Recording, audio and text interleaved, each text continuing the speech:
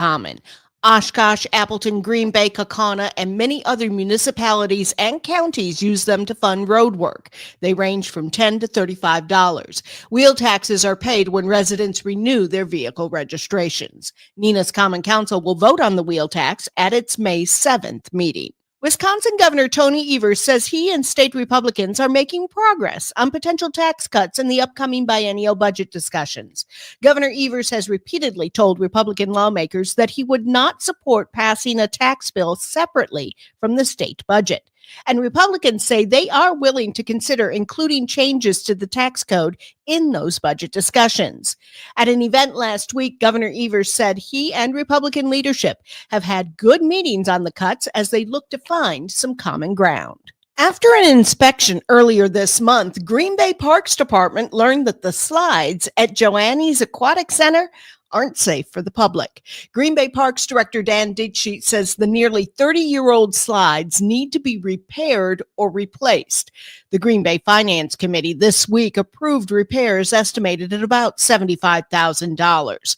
That proposal will now go to the City Council for approval. If the slides are not repaired by June 7th, the opening day of the park, they will remain closed and unusable. I'm Lisa Hale, 97.9 WGBW News. For news anytime, log on to WGBW.FM.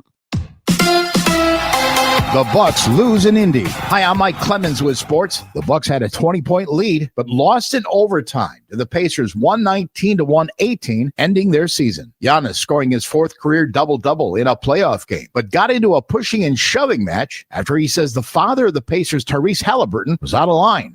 Coming in the floor and cursing at me, I think it's totally unacceptable. Totally unacceptable, okay? It's not respectful. I talked with him at the end. The Pacers winning the playoff series 4-1.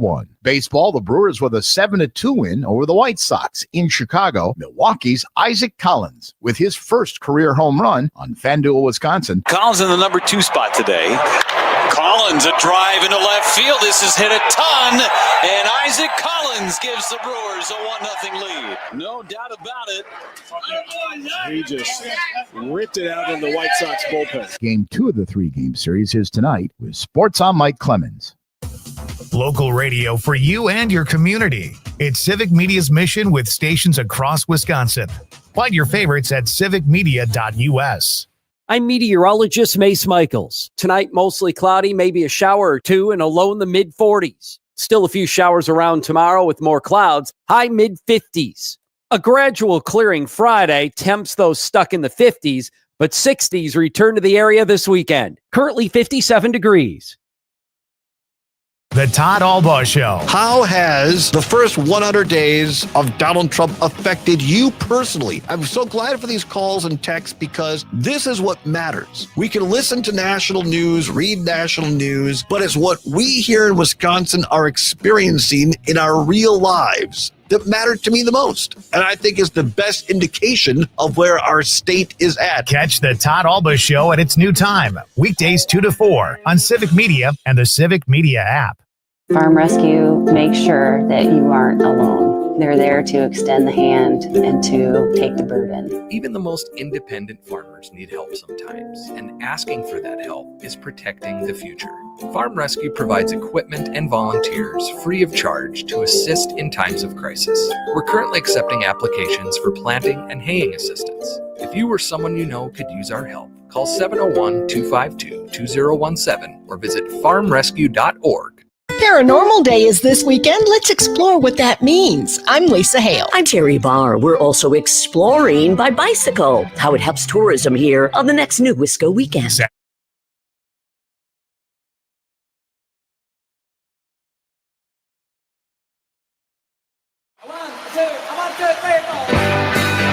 Broadcasting live from the Civic Media Studios in Green Bay.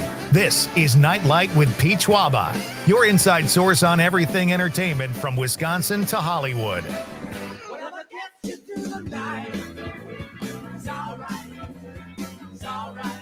And now, a guy who appreciates a nice hot meal at a fair price, Pete Schwaba. Welcome to Night Light, ladies and gentlemen. We are officially underway here. Great to have you with me. It is Wednesday night here in the state of Wisconsin. We are broadcasting, as Todd said, from downtown Green Bay, it's a beautiful night here. We've got people out. First of all, it's not that warm, I don't think, but there's still people out. It's almost like people have decided they've had enough of cold weather and they're just going to be out like it's warm, even though it's not. Am I reading too far into this, Conrad? I don't think so. I don't think so. All right. As long as I got a voucher. I do got a question. Is a nice cold meal at a fair price same thing, or? I appreciate it cold. What are you thinking? Like a Lunchable or a bologna sandwich or something like that? No, I don't appreciate that as much. That's a nice hot meal. You know what? I will say I don't have sandwiches like I used to.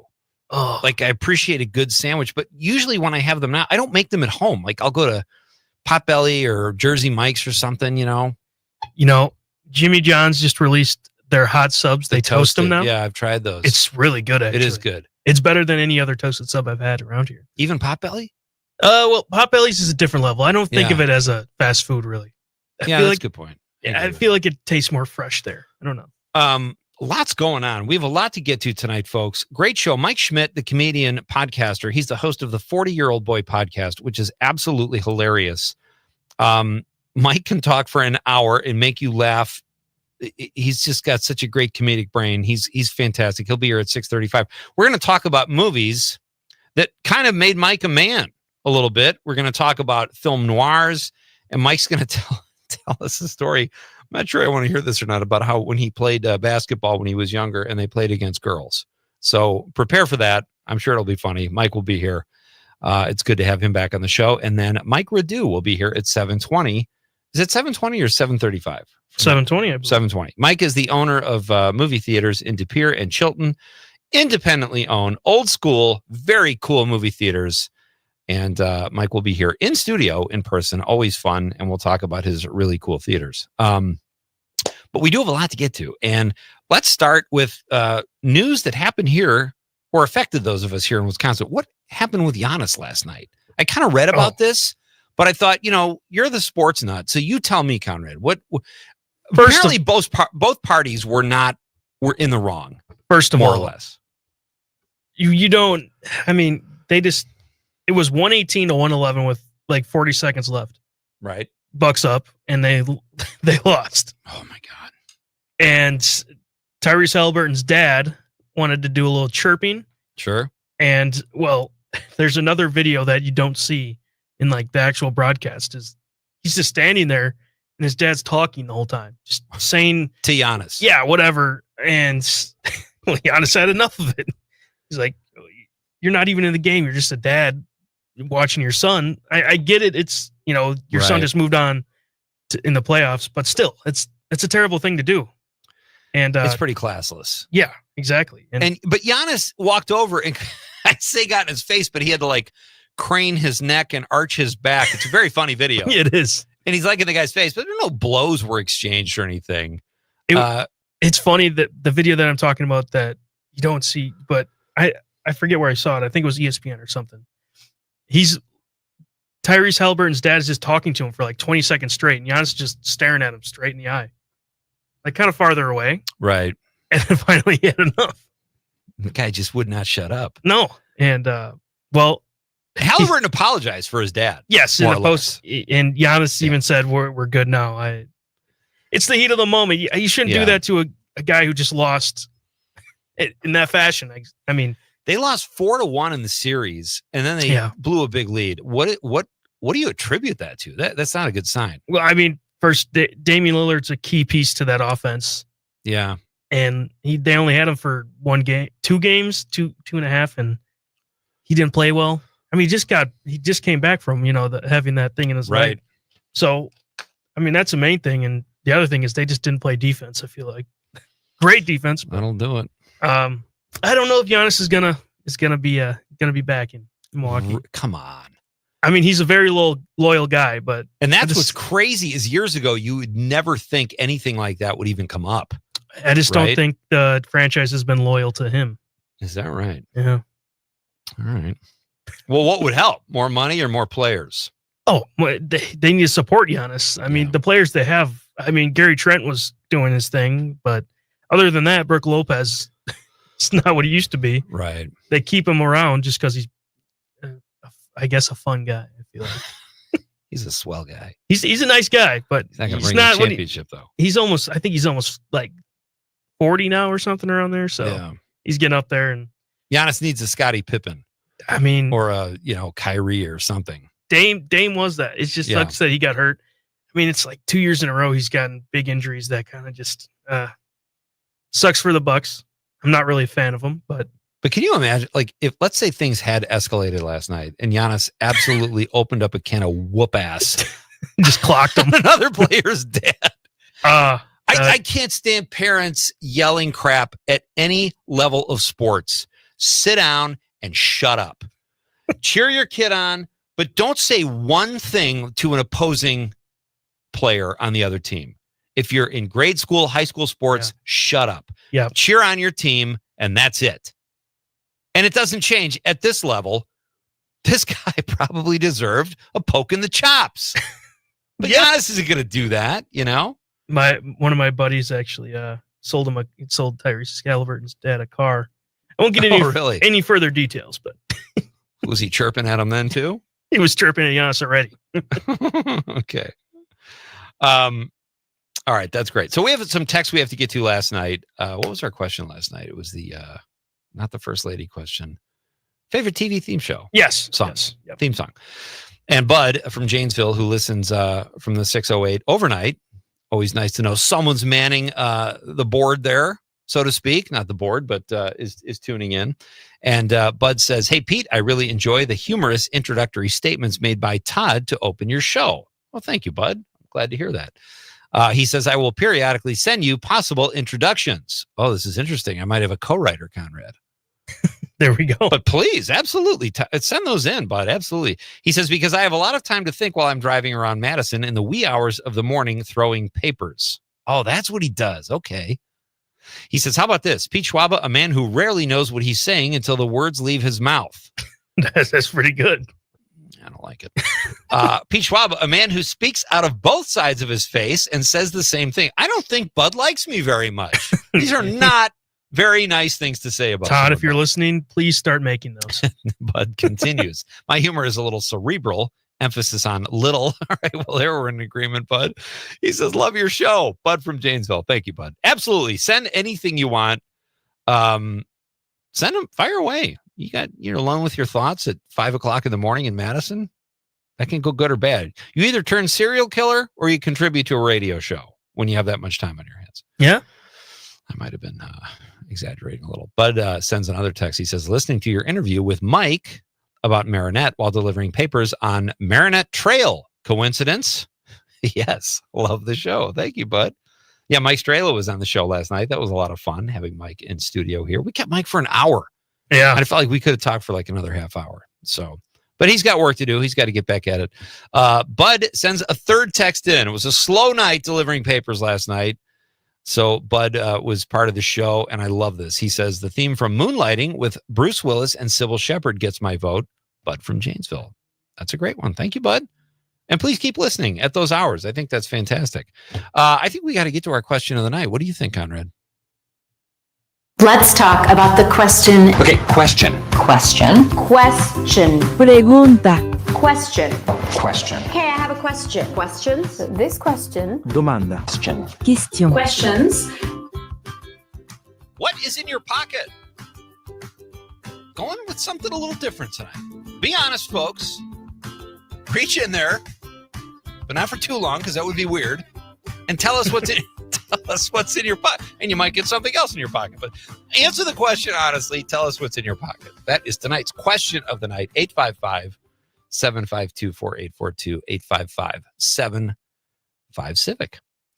You can text us on the app, Civic Media app. Very easy to use. We're on statewide, so just click on the little icon next to whatever station you're listening to, or text us if you're watching on the stream at YouTube, Facebook, and Twitter, X-Twitter. Twix. Yeah, let us know what is in your pocket. I'm going to go first. I have a movie stub for the film Drop. Showing off there. Okay. I know. Movie stub. I've got 2 dimes because that's what I thought I was going to owe the meter out here, but I got somebody else's time. Oh, nice. Which is nice. Yeah. And a condom. Why No, is there a condom? I don't know. Somehow I was doing my budget last week. I've got a $1,200 a month condom. That's how much I spend a month. Wow. And I don't even use them. It's weird. No, I don't have just a for condom. comfort. just to have in case. So I've got a movie stub and a couple coins, and that's it. That's honest. I could make up something funny, folks, but it can't all be about the laughter. Tell us what's in your pocket, Conrad. What's in your pocket? Got a pocket full of sunshine. I got a love and I know that it's all mine. Oh. What is a pocket full of sunshine? I think that it means drugs. If I had, oh, that's just my guess to it. Okay. If I had a guess, but based on the drugs you've done, you're saying none of them. I think they're saying they make them feel like sunshine. You know? That makes sense. Or it could just be that they got a lot of money and that's sunshine. Yeah. But I also got to walk it. But you got to walk it in your pocket. And what's the I couldn't think of the other line to that. There's a walk it in my pocket, and there's a toothbrush on my toothbrush or something like that. That was a great book. I remember reading that. Yeah. I could have made the joke if I was immature that I have a pocket full of bad intentions. What is a pocket full of bad intentions? Just use your imagination. Because Todd's going to cut that as a promo. Bud, what do you think about that? So that'll be one. Going to the social media accounts, Matt Harper, rock rap artist Matt Harper from right here in Northeast Wisconsin, says wallet, keys, knife. Okay. Matt might have just incriminated himself in a crime. Sharpie, pen light, chew. Wow, these pockets are bulging. Yeah, those are going to weigh you down. I hope you don't fall in water. Mike on the social media says Uncle Sam. Okay. Got Uncle Sam in your pocket. Mike's calling the shots. Sarah Jean Rosenberg, debit card. Please share those numbers with us, Sarah. We'd love to know what your PIN numbers are for the debit card. It's all about giving. And Amanda Nimmer says nothing because they don't make pockets big enough on women's jeans. A little bitterness coming out there. Yeah. What would you have in your pocket, Amanda? We'll read some more of your texts coming up, and we're going to talk about a new walk. It's called the fart walk. I've done that. All right. Kind of like crop dusting, I guess. I don't know. We'll talk about that next. It's a real thing, folks. And we'll read your texts. Mike Schmidt is here at 6:35. This is Pete Schwaba and Nightlight on the Civic Media Radio Network. Wow. He's the greatest, that's all. Oh, wow. Oh, wow.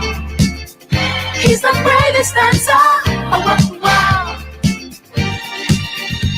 The champion of dance, his moves will put you in a trance, and he never leaves the disco alone. You're listening to the Talk of Green Bay, WGBW, home for Matt and Air on Air. Remembering Vietnam, brought to you by The Dispensary. There's a group that was really loyal to us that I will never forget, the Hmongs. When people used to complain about them coming to America, I would tell them, you don't understand. They fought for us and we abandoned them. I have many, many Hmong friends to this day. I always had to laugh when I thought about my dad's advice as to why joining the Navy would be better than the Army. There was a time halfway through my tour that I wrote him a letter. Dear Dad, it's been raining for 6 weeks. I'm cold and I'm wet all the time. I'm eating sea rations from 1945. Where the hell is the warm bed and 3 hot meals you said I'd have if I joined the Navy? Love, your waterlogged son. Jim Barlament, Marine Corpsman, United States Navy. Hear this full story at WGBW.FM. Click on Remembering Vietnam. Brought to you by The Dispensary. Online at thed8dispensary.com. UW-Madison is one of the country's leading hubs for supporting life-changing research and building a skilled workforce. An investment in UW-Madison helps make a healthier Wisconsin, build strong businesses, and win the war for workforce talent, not just in Madison, but across our entire state. Visit UWalumni.com/UW9 to tell your legislators to support UW-Madison in Wisconsin state budget. That's uwalumni.com/UW9. Paid for by the Wisconsin Alumni Association. Hey, it's Amanda with another new Wisco 411 for you, brought to you by Area 509 in Appleton. And for us, it's always a treat when Ace Champion comes by the show, but you don't have to wait for his next appearance to see him. In fact, you can cook like a champion on Thursday, May 1st at 5:30 p.m. Watch Chef Ace craft award-winning recipes, and you'll gain valuable cooking tips to elevate your skills in the kitchen. And this time, he's making spicy Jamaican jerk chicken with sweet mango rum sauce. Head to WGBW.FM and click events. Hey, Wisconsin, it's construction season, and the Wisconsin DOT wants to help you safely navigate.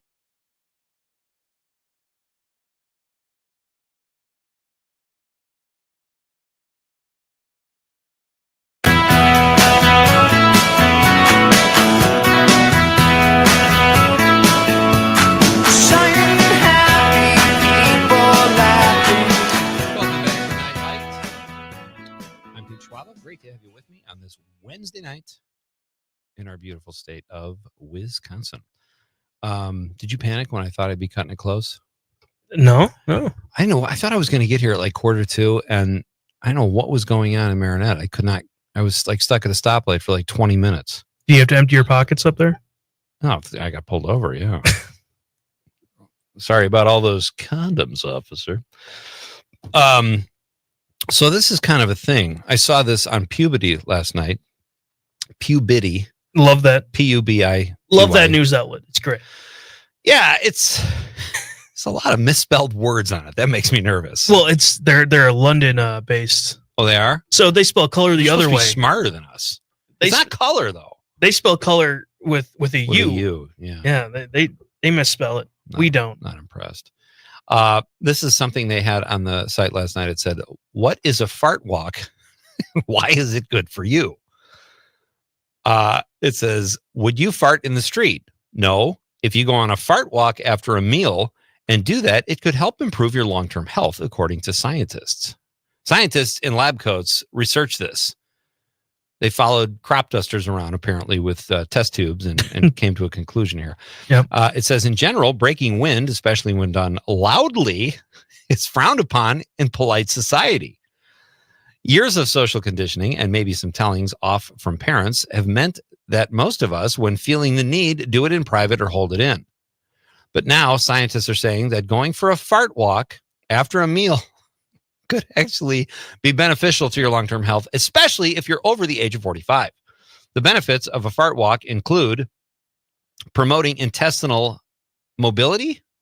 I don't even know what that word is. That's motility or movement of our intestines to get rid of gas and prevent constipation.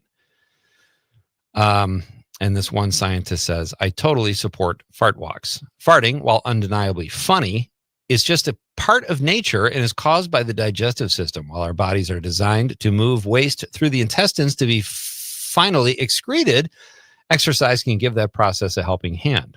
And it especially helps you if you have diabetes, which is a great excuse if you rip one and don't mean to. Sorry, I have diabetes. It's not funny. I still laugh a little bit. It's just crop dust. It's just, I think farts are hilarious. I don't know. Well, listen, we've been on the air. Nightlight has been on the air for about 16 months now. And I tend to shy away from bathroom type humor. If it's funny, it's funny, but it's easy too. So if there's something really funny about it, I'll talk about it. But if it's just like farts for the sake of farts, not funny. Sorry. But I will say I've done a fart walk.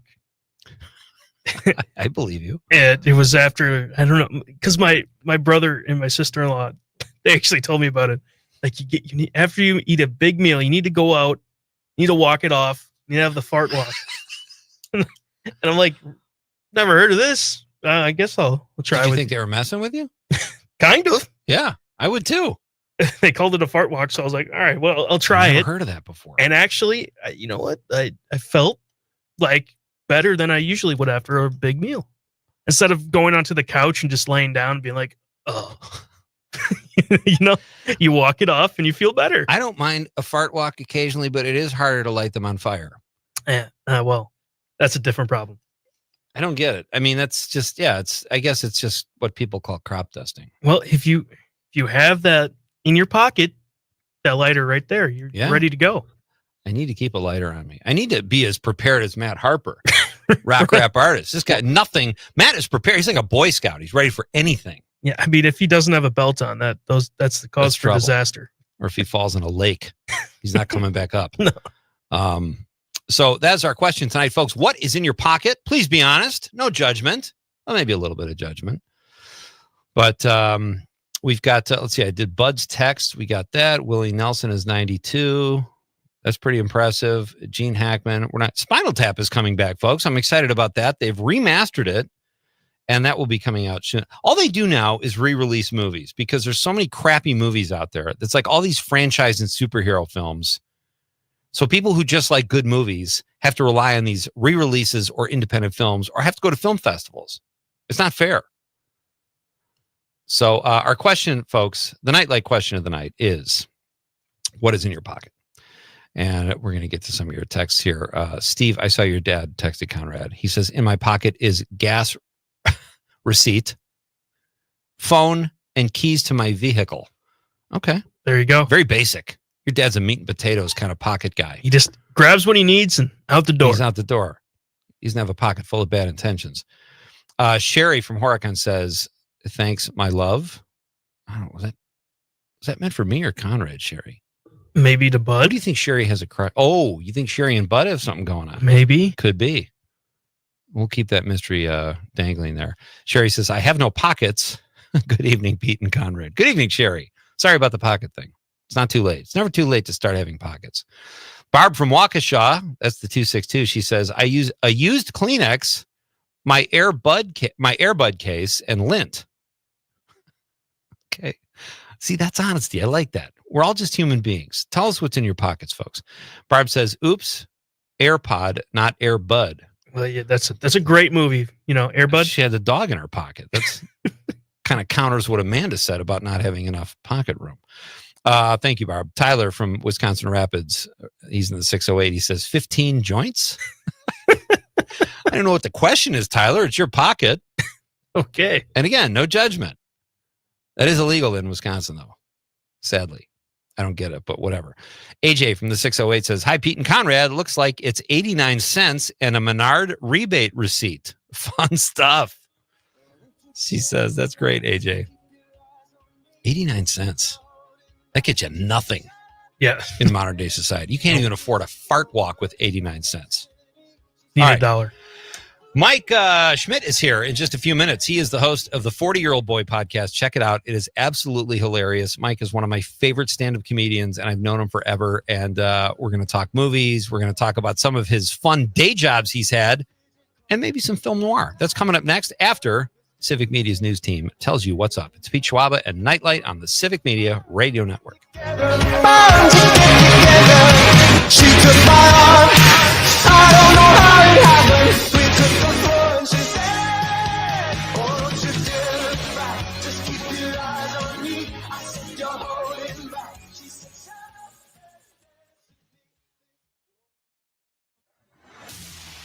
The talk of Green Bay, WGBW.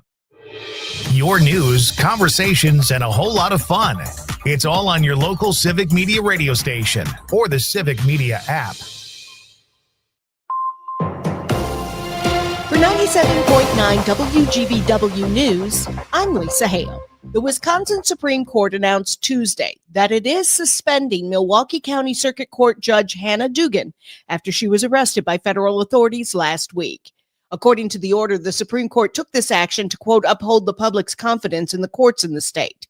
Dugan was arrested by the FBI on federal obstruction charges Friday. She's accused of helping an undocumented immigrant evade arrest by federal immigration agents. The charges include concealing a person from discovery and arrest and obstructing federal government proceedings. Meanwhile, legal experts say the arrest of the Milwaukee judge is extreme and unnecessary. Savannah Tomei Olson has that story. Milwaukee County Circuit Court Judge Hannah Dugan is accused of helping an undocumented man avoid arrest as ICE agents waited for him.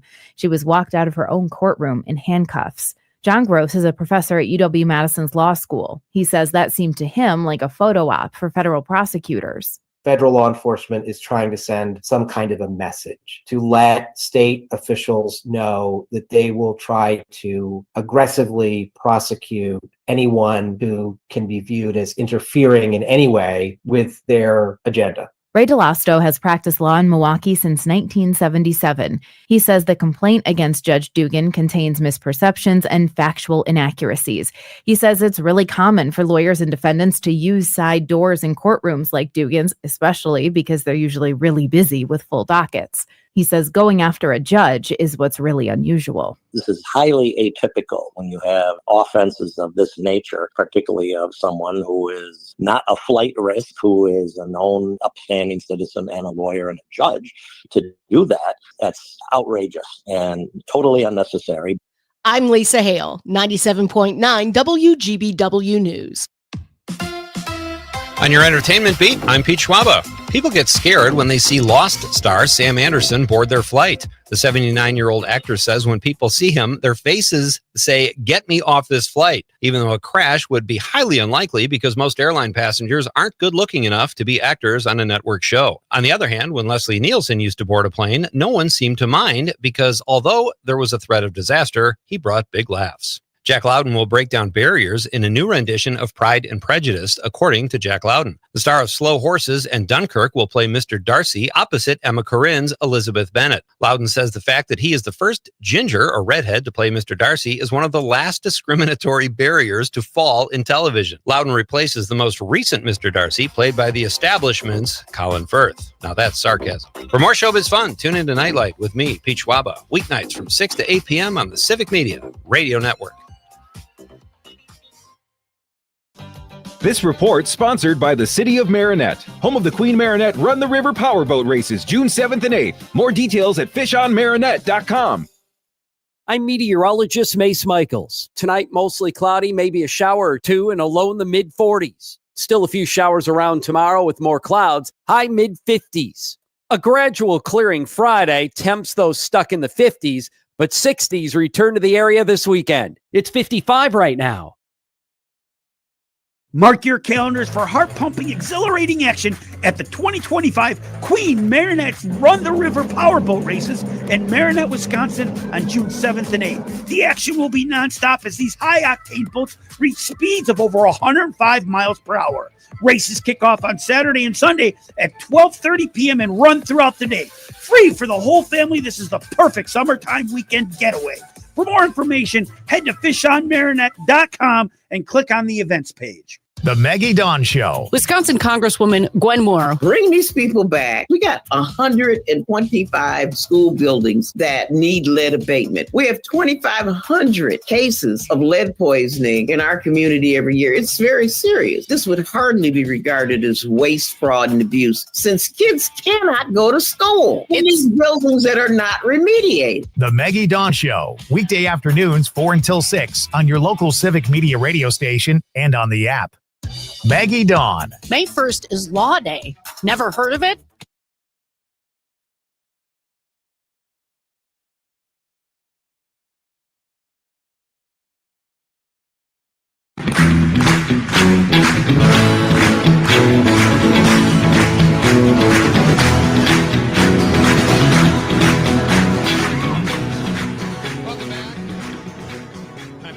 This is Nightlight. Great to have you with me on this Wednesday. Our question of the night is, what is in your pocket?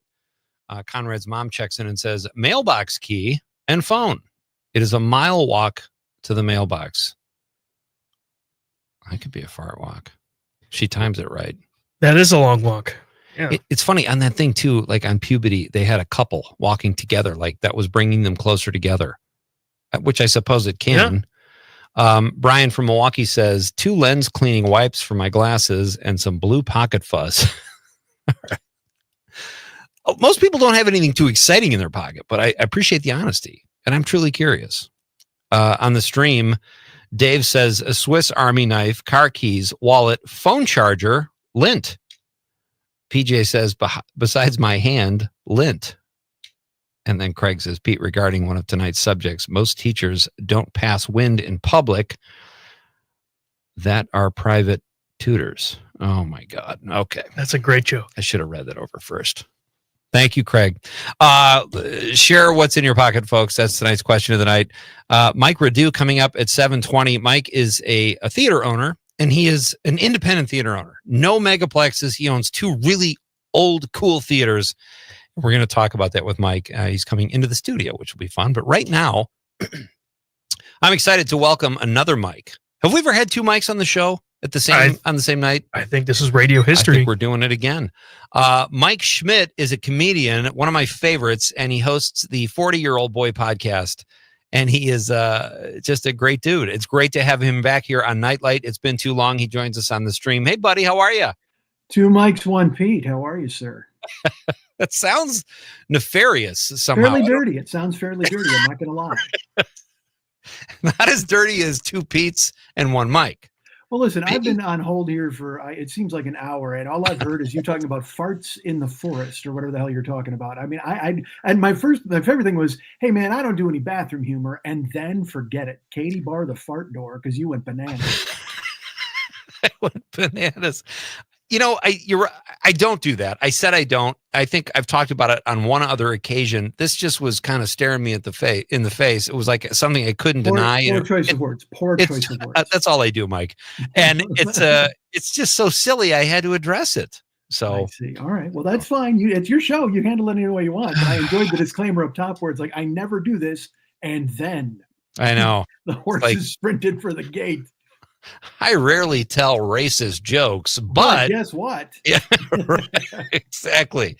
Hey, it's good to have you on the show. How are you doing, Mike? I'm good, man. Thank you for having me on the show. And I will tell you, I didn't know if people could see me. I couldn't remember because it's been a while since I've been here, and I literally just got out of the shower. It looked like somebody dragged me out of a swimming pool. So I was like, my camera's off. It's staying off. Nobody wants to see this. It's ridiculous. Could you not have timed that better where, like you could have put some clothes on or? Pete, I'm not naked. I'm wearing clothes, but I'm just, my hair is a fright. And you know me, I often shower right before a performance. That's how I like to handle it. I only put myself in gloves that have a shower backstage. We have a friend, and since we started off on the wrong foot with the bathroom humor, I'll just keep rolling with it. But our friend I'm not going to say who it is because that would be unprofessional. That would be unprofessional. Wow. But it names with pitch ground. So maybe you can figure out who it is. But he always had to go number 2 before he went on stage. That was just like a nervous habit he had. Well, he mistimed it one night, and we were at Jukebox Comedy Club in Peoria. And one of the funniest things I've ever seen was his name being called onto the stage, and all I could see were his feet in the stall under the door. I was like, there's no way he's making this. Even if he's extremely talented, it's not happening. But we all have our routines before. I loved that you said, because you said he mistimed it one night, which made me think he was on, instead of going before he went on stage, he got on stage, and hell, I forgot the order of this. And if any one of us is going to do that, it's going to be pitch ground, because clearly that's the kind of, and he used to wrestle, right? I understand he used to wrestle. He did. I can't say his joke for that on the air, unfortunately, but it's a beautiful joke. And he's not above leaving a little pile on the stage if he mistimes things. So, all right, let's move on rapidly because we've got a lot to talk about. What's in your pocket? Do you have pockets, Mike, even though you just got out of the shower? At this moment, I do, because I'm wearing sweats, but there's nothing, nary a thing in the pocket. But during the day, usually, I'm just as boring as everyone else, except for the guy carrying a knife. That correct? Like, I don't care if it's a Swiss Army knife. You have a weapon in your pocket, dude. No, you can try to pretend it's like, oh, I might run into a jar I need to open. No, sir. We know this is for shivving somebody in a dark alley. Don't try to get out of it. There's an emergency whittling situation that popped up. Yeah, what the hell? But I'm phone, wallet, keys. That's why I'm phone, wallet, keys. All right, nothing wrong with that. Appreciate the honesty, and it's good to keep clean pockets. Did you ever like? I'm going to ask. Did you ever carry anything more? What was there anything more than phone, wallet, keys in your pocket in your life? What have you carried? Yeah, I tend to. Probably, I don't like to like. If I'm trying not to carry like a backpack or something, I'll shove stuff into my pockets, but it's like the same stuff we've been hearing tonight. Phone charger, occasionally some bad intentions, that kind of thing, Mike. Sure. Now, are you a handkerchief guy? Were you ever one of those dudes? You know what? Here's the weird thing. I'm not a handkerchief guy. I think they're like kind of gross, but Yes. I do keep like paper towels in my pockets just in case, because all of a sudden you never know when you're going to need it. Nothing wrong with that. Yeah. A Bounty, carry a pack of Bounty with you, that's totally fine. But a handkerchief, that's a commitment, man. That's like a piece of clothes that you vomit in. I mean, it's like the craziest thing I've ever heard. There are times I'll be around like some old school guys and I'll see them pull out a hanky and I'll have like this visceral reaction where I just almost dry heave. And I want to say, what do you got against the quicker picker upper? It's a little more sanitary and you don't have to carry that disgusting thing. Ask around in your Rosie. pocket. Rosie will tell you. Let me tell you this: 6th grade, Westview Middle School in Romeoville, Illinois, 6th grade. Okay. Our gym teacher was a man named Mr. Nellis, and he was your prototypical old school baseball hat from the 20s in 1977. Right. Baggy blue pants, whistle, the whole nine. And he had constantly, he would fish into his pocket and pull out a handkerchief that never saw the inside of a washing machine, never saw anything but his pocket and his nose. That was it, like bang, bang, bang, bang, back and forth. It was a one-way street, two-way street. So then one day he comes in this, you can ask Lenny, my brother, who will totally tell you this. He reaches in, he's fishing for the handkerchief one day, and we're all like, oh Christ, here it comes. And he reaches in and he pulls out a hot dog. And bites it a couple times and shoves it back in the handkerchief pocket. Never forgot it. That is like just a health violation on so many levels, Mike. Right? This is the guy teaching me about why hair is growing where it's growing. And now he's got a pocket full of sausage that I'm not interested in. What are you doing, man? He's teaching you about hygiene. He's pulling a hot dog out of his right? pocket. Mr. Nellis, man, curb it. Oh, that's awful. Great name, though. Great name, though. I love that. It was him and Mr. Krushka. I got to tell you Mr. Krushka's story. Mr. Krushka was also a gym teacher in Westview. And then when I went to Bolingbrook High School, he wound up being he was a teacher there.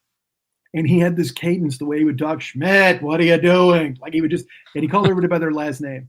So one year, my sophomore year, we had a transfer student, a kid from probably Vietnam. I don't know, somewhere over there, somewhere where their names end in G's. So this dude, and we adopt him, and like my crew adopts this guy because we want it where he's like our guy. Like he's got super long fingernails, and he's just a different cat. And his English is bad. So we're doing archery outside, and as a gym experience, and we're shooting, and it's Fong's turn to shoot, and Fong goes, and we go, Fong, now when you shoot, you got to go get the arrow. And he's like, okay, I don't know what he said, and we're like, no, when you shoot, you got to go out, because we were shooting into hay bales and targets. So and there's like 15 of them lined up, and people are tum, tum, tum, tum, they're all shooting. So Fong shoots his arrow, and I should tell you, this is in like 1981, I think. And Fong shoots it, and then he goes to run out to the hay bale and grab the arrow. And Krushka's down the line. He just goes, Fong, what are you doing? You'll wind up like Sadat. Get back here.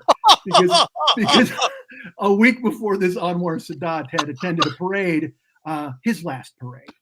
But Krushka out of nowhere drops that on Fong. Fong, get back here, or you'll wind up like Sadat in front of 13-year-old boys. Gorgeous. Oh, God, that's funny. Marty Krushka. Gym teachers, that's the dudes. They were legends. Oh, it's so great. Mike, all right. I don't know when this story happened, but I've heard from a couple of our mutual friends that you have a story about playing basketball against girls. And I hope this isn't a horribly misogynistic story or something, but it's supposed to be very funny. Well, that first of all, that just sounds horrible the way you framed it. It sounds, you played basketball against girls. Like it sounded like it was an experiment the way I heard it the first time, but I've never heard the story. All right. Well, first I'll just tell you, I love sports, love playing sports, but I didn't play sports in school. My grades weren't there. My mom wouldn't let me, whatever. It didn't matter. Right.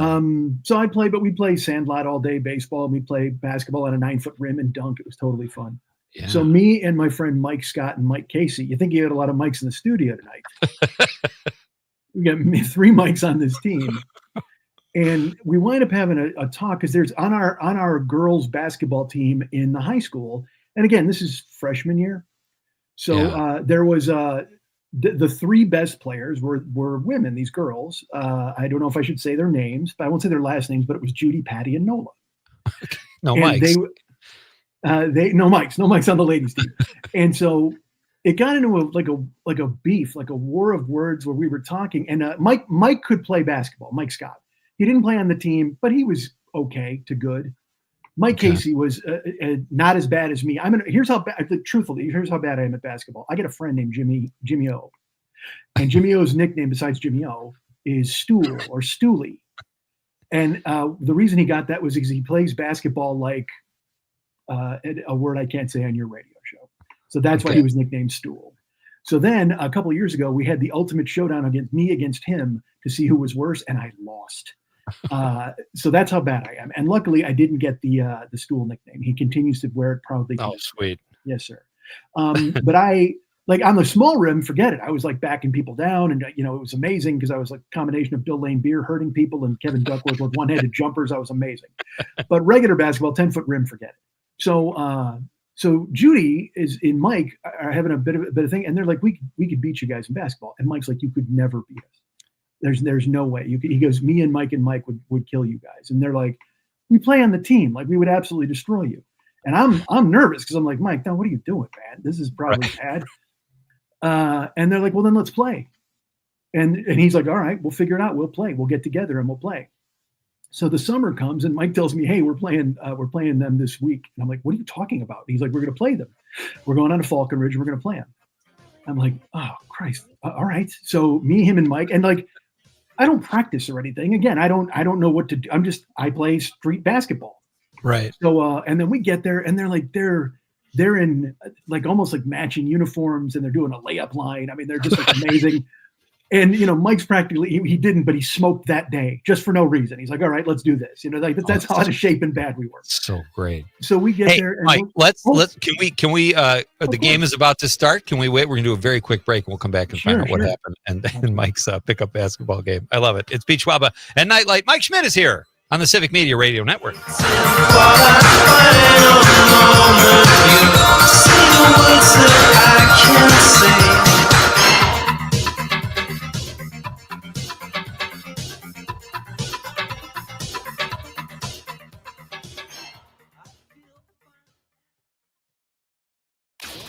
Local news, weather, and sports on air and streaming on the Civic Media app.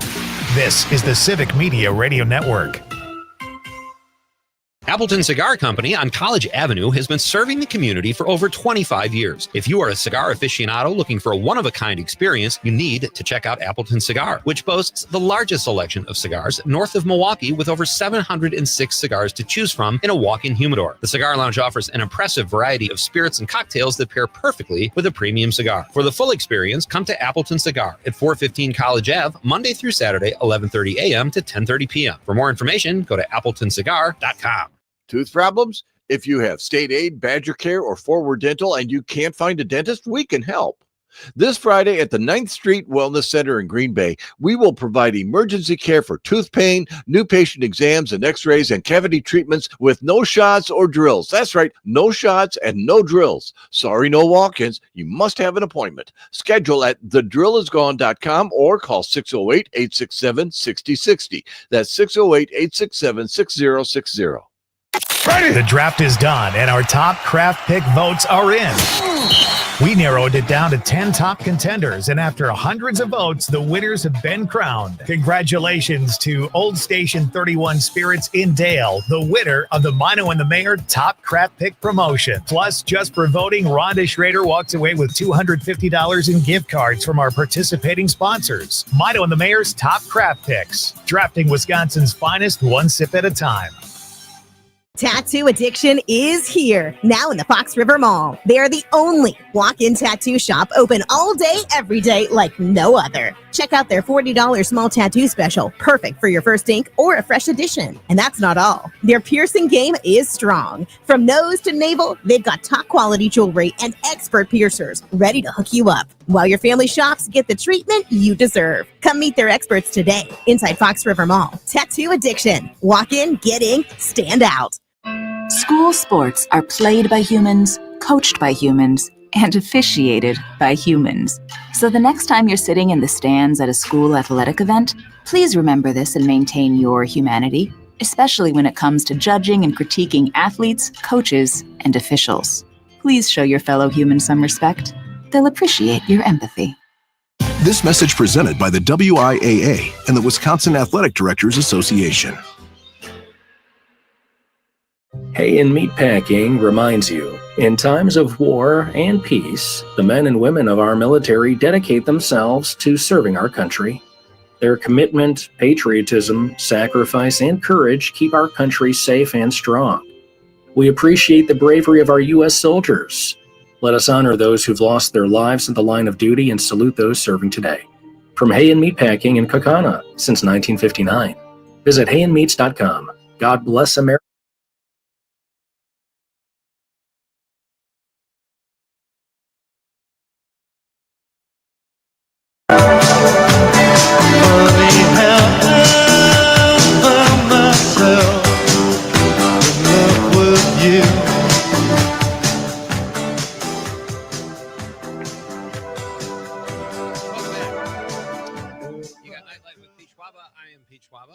Conrad is back. He was back last night after a lengthy stay at the draft where he was asked to leave with good reason.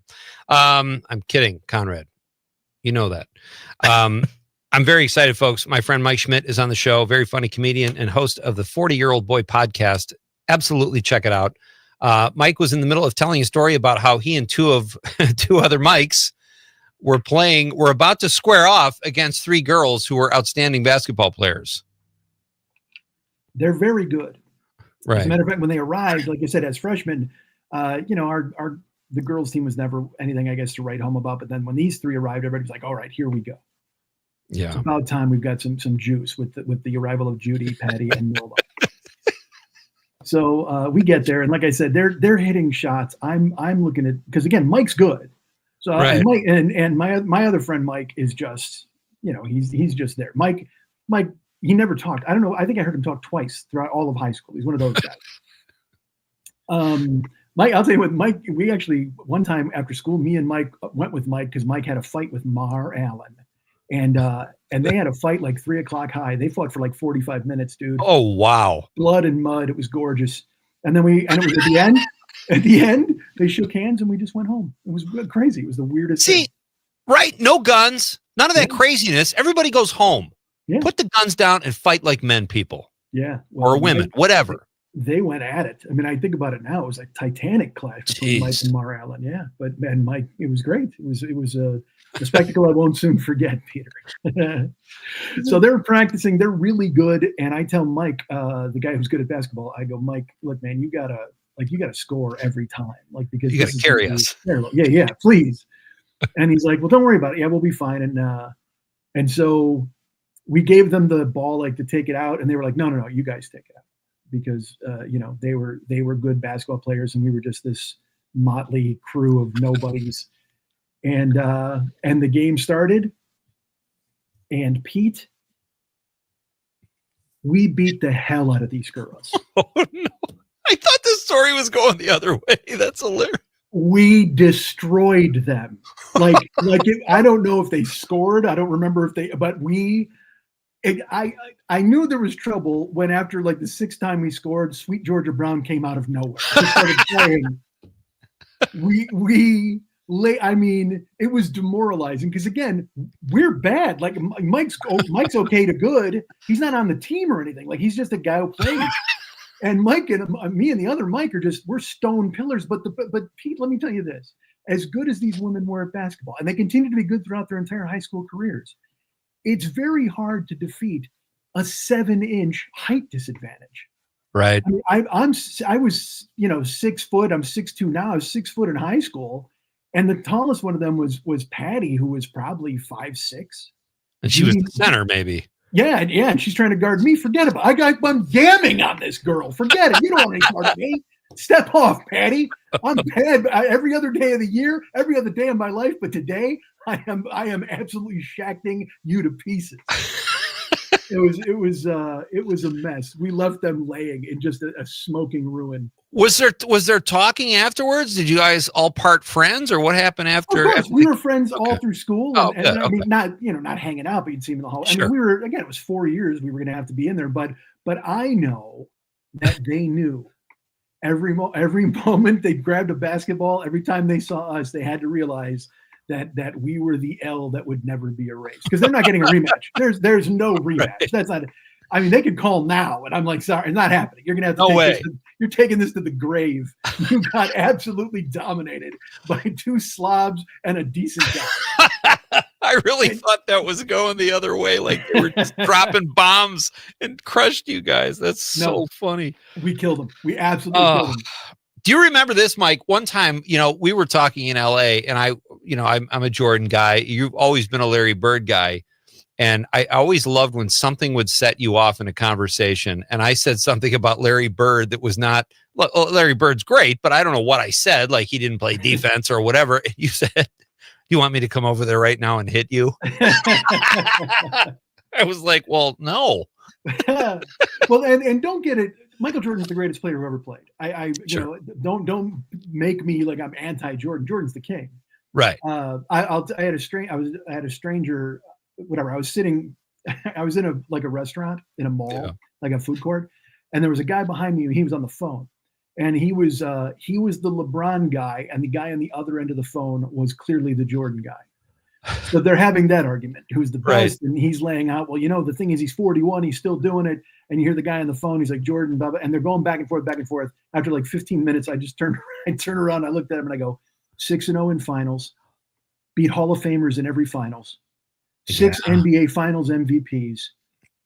Put the phone away. Right. To a total stranger. Yeah, and he laughed, thankfully.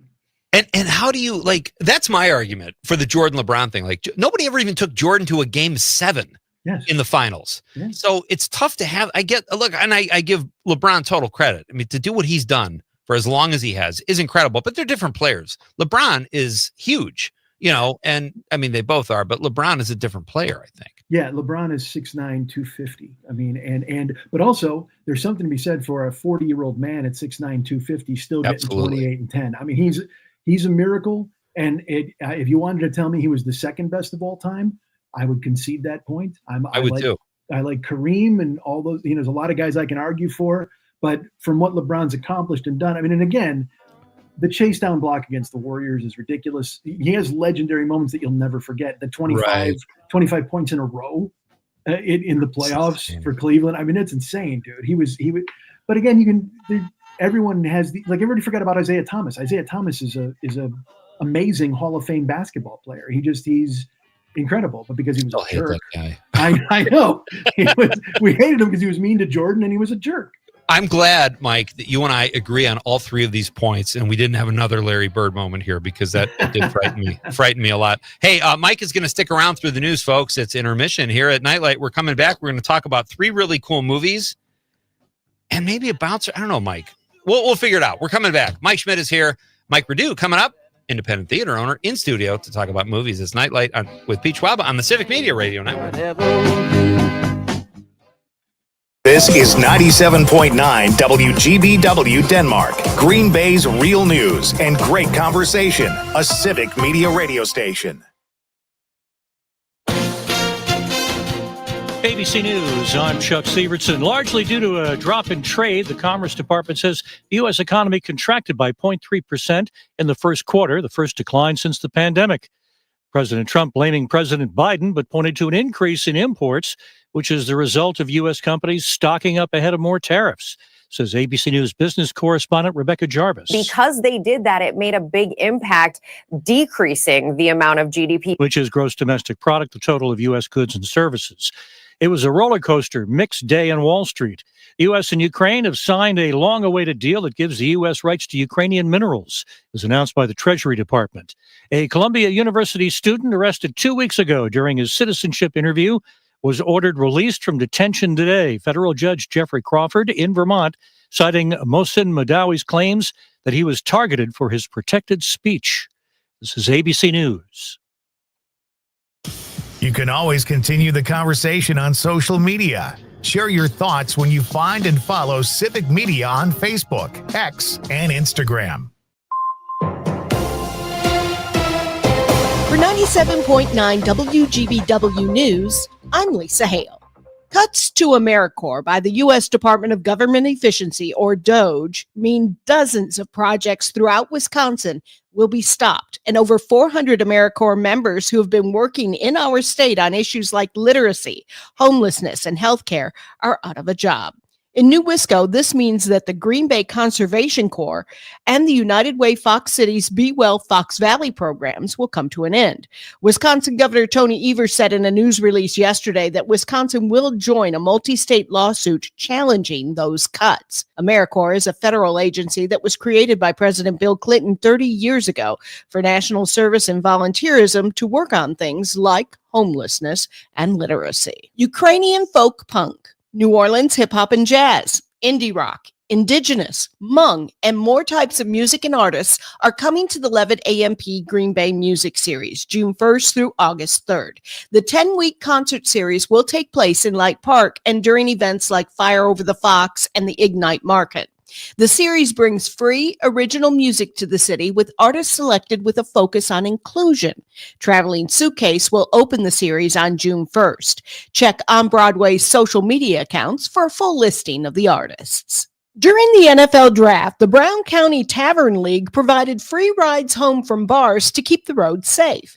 The rides from the Tavern League of Wisconsin member businesses to homes, rental homes, or hotels totaled over 2,600 rides for more than 9,000 passengers. The Tavern League said over the duration of the draft, Brown County Sheriff's officials reported 3 OWI arrests and Green Bay police only reported 1. I'm Lisa Hale, 97.9 WGBW News. The Bucks season comes to an end. Hi, I'm Mike Clemens with sports. The Bucks losing to the Pacers in overtime, 119-118. After the game, there was pushing and shoving at midcourt. Giannis says the father of Indy's Tyrese Halliburton got in his face, taunting, swearing. I believe being humble in victory. That's how I am. When you win the game, you gotta tag and with his face, this is what we do, this is what we effing do, this is the F we do. I feel like that's very, very disrespectful. I've won the championship. They haven't. The Pacers advanced to face the Cavaliers. Baseball, Brewers giving up a couple of runs in the bottom of the first, but went on to beat the White Sox in Chicago 7-2. Freddie Peralta and catcher William Contreras, praised by Pat Murphy. Freddie and William did a great job after that first inning, to give us 6 innings, and they were on his heater early, and he made a nice adjustment and showed that he can navigate through someone's just jumping his heater. That's Brewers manager Pat Murphy. With sports, I'm Mike Clemens. Enjoying this local program? Find the complete Civic Media lineup at civicmedia.us or the Civic Media app. I'm meteorologist Mace Michaels. Tonight, mostly cloudy, maybe a shower or two, and a low in the mid-40s. Still a few showers around tomorrow with more clouds, high mid-50s. A gradual clearing Friday, temps though stuck in the 50s, but 60s return to the area this weekend. It's 55 right now. John Mino and Jim Schmidt. On Thursday's show, we'll welcome Selena Darrow and Jeremy Beck with details of their partnership to help stamp out hunger in our communities. Plus, Betsy Sorensen from On Broadway Inc. will give us details on the Levitt AMP music series. Amicus, a law review with Jim Santel. Ross calling in. Thanks for your show. I'm just wondering if we're watching or witnessing a legal system where what we thought was precedent is now going to be sort of cast away. The reality is the question that you raise about the future and what are the implications when in fact the things we understood always to be bedrocks of our community, of our nation, are no longer that. Amicus, a law review, Saturday mornings from 9 to 11. The Todd Albaugh Show. David Hogg, Democratic National Committee Vice Chair, says, no, we're going to spend $20 million to take out fellow Democrats who are either too old or not voting progressive enough. And Republicans are doing this as well. They don't want any compromise, zero-sum game. I spent 30 years in politics. The best politics are pragmatic. You get 75% of the loaf and you move on. Catch the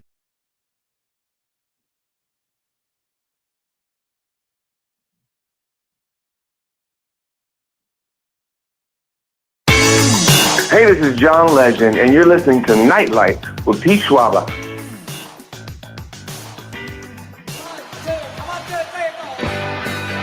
Broadcasting live from the Civic Media Studios in Green Bay. This is Nightlight with Pete Schwaba, your inside source on everything entertainment from Wisconsin to Hollywood.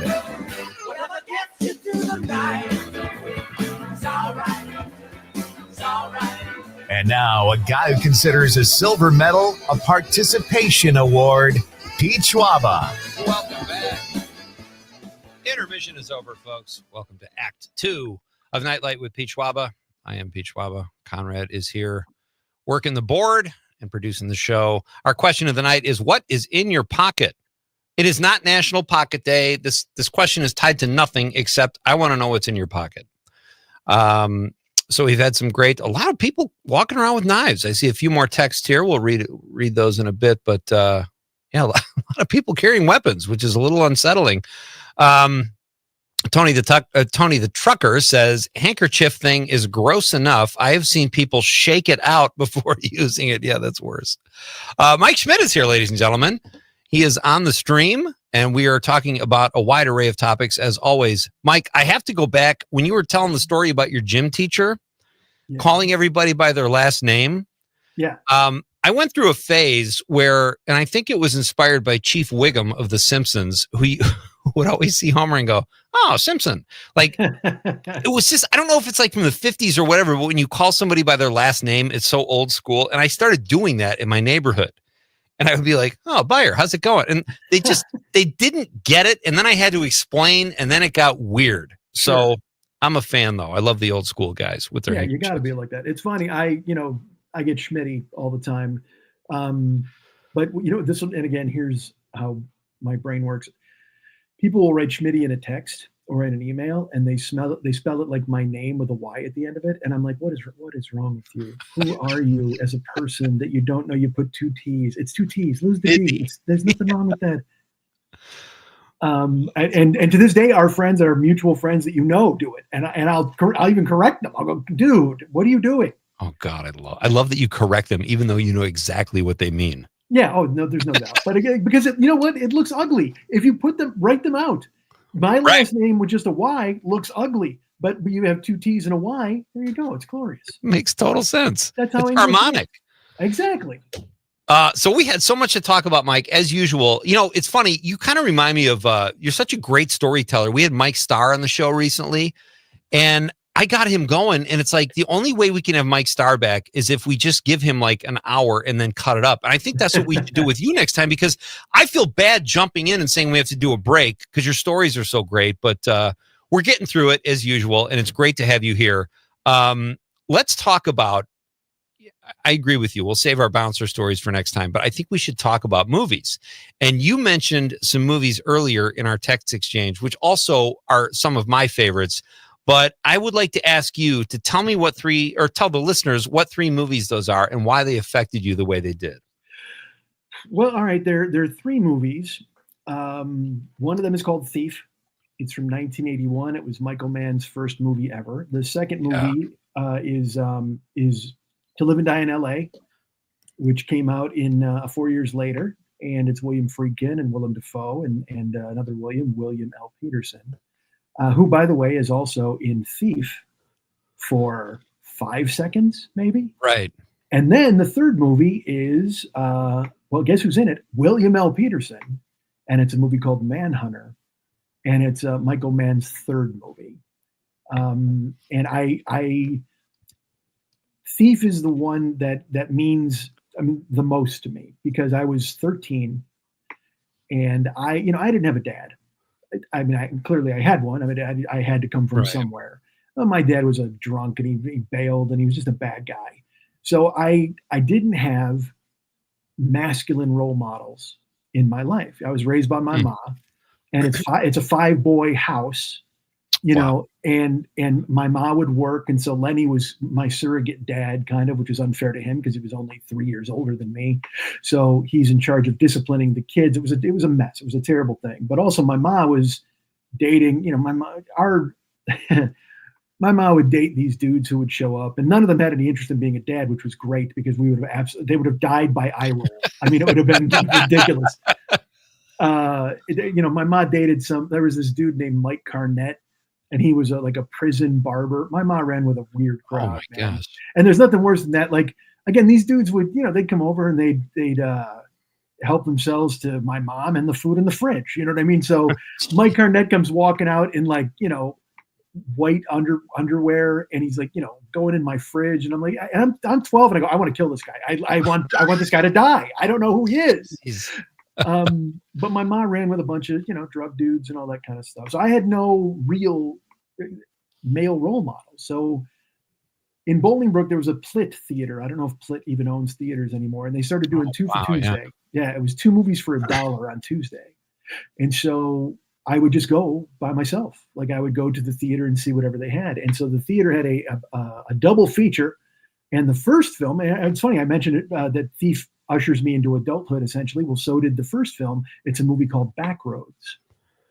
Backroads stars Tommy Lee Jones and Sally Field. Sally Field is a hooker. There's no better way to say it. Not a call girl. She's a hooker. And somehow she winds up tied up with Tommy Lee Jones. They got to drive cross country, and there's it was, you know, along those Every Which Way But Loose and Smokey and the Bandit, those kind of movies from like the 70s and 80s.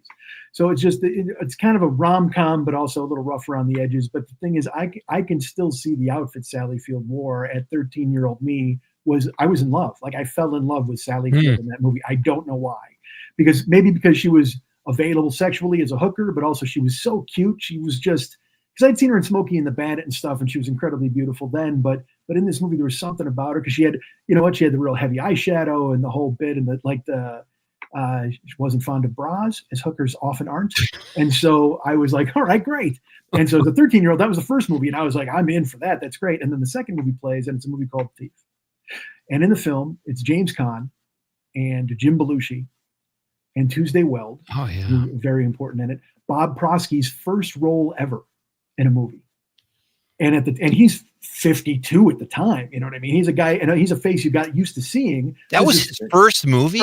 First movie. Wow, no kidding. Yeah. And so James Caan he's a professional jewel thief, but also he has cover in the daytime because he owns car lots. He owns the Green Mill, which is fun because they film actually in the Green Mill, and that's another thing. It was in Chicago. Chicago looks amazing in it. They're on Lower Wacker, you know what I mean? The pavement's wet. They're driving. It's just incredible. But the thing I gravitated to is James Caan.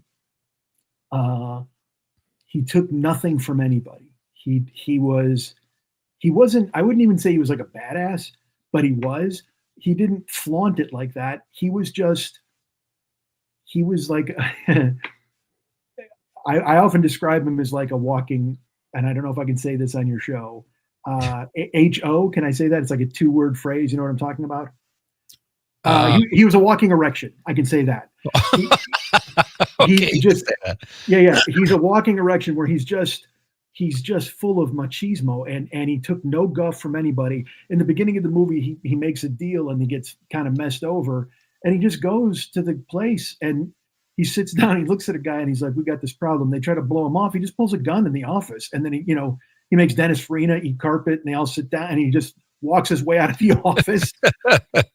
But also he had it turns out he's a convict who's now out. And it's funny you mentioned Willie Nelson. Willie Nelson's in the movie, and he's his mentor. He taught him how to survive in prison. His name is Okla. Well, at one point, James Caan unfolds this. It looks like a postcard, but it's a collage. And on it, there's Willie Nelson, and then there's also a bunch of skulls, and it's crazy and a baby. Like, you're wondering what's on this. And he shows it to Tuesday Weld later, and he's like, that's my life.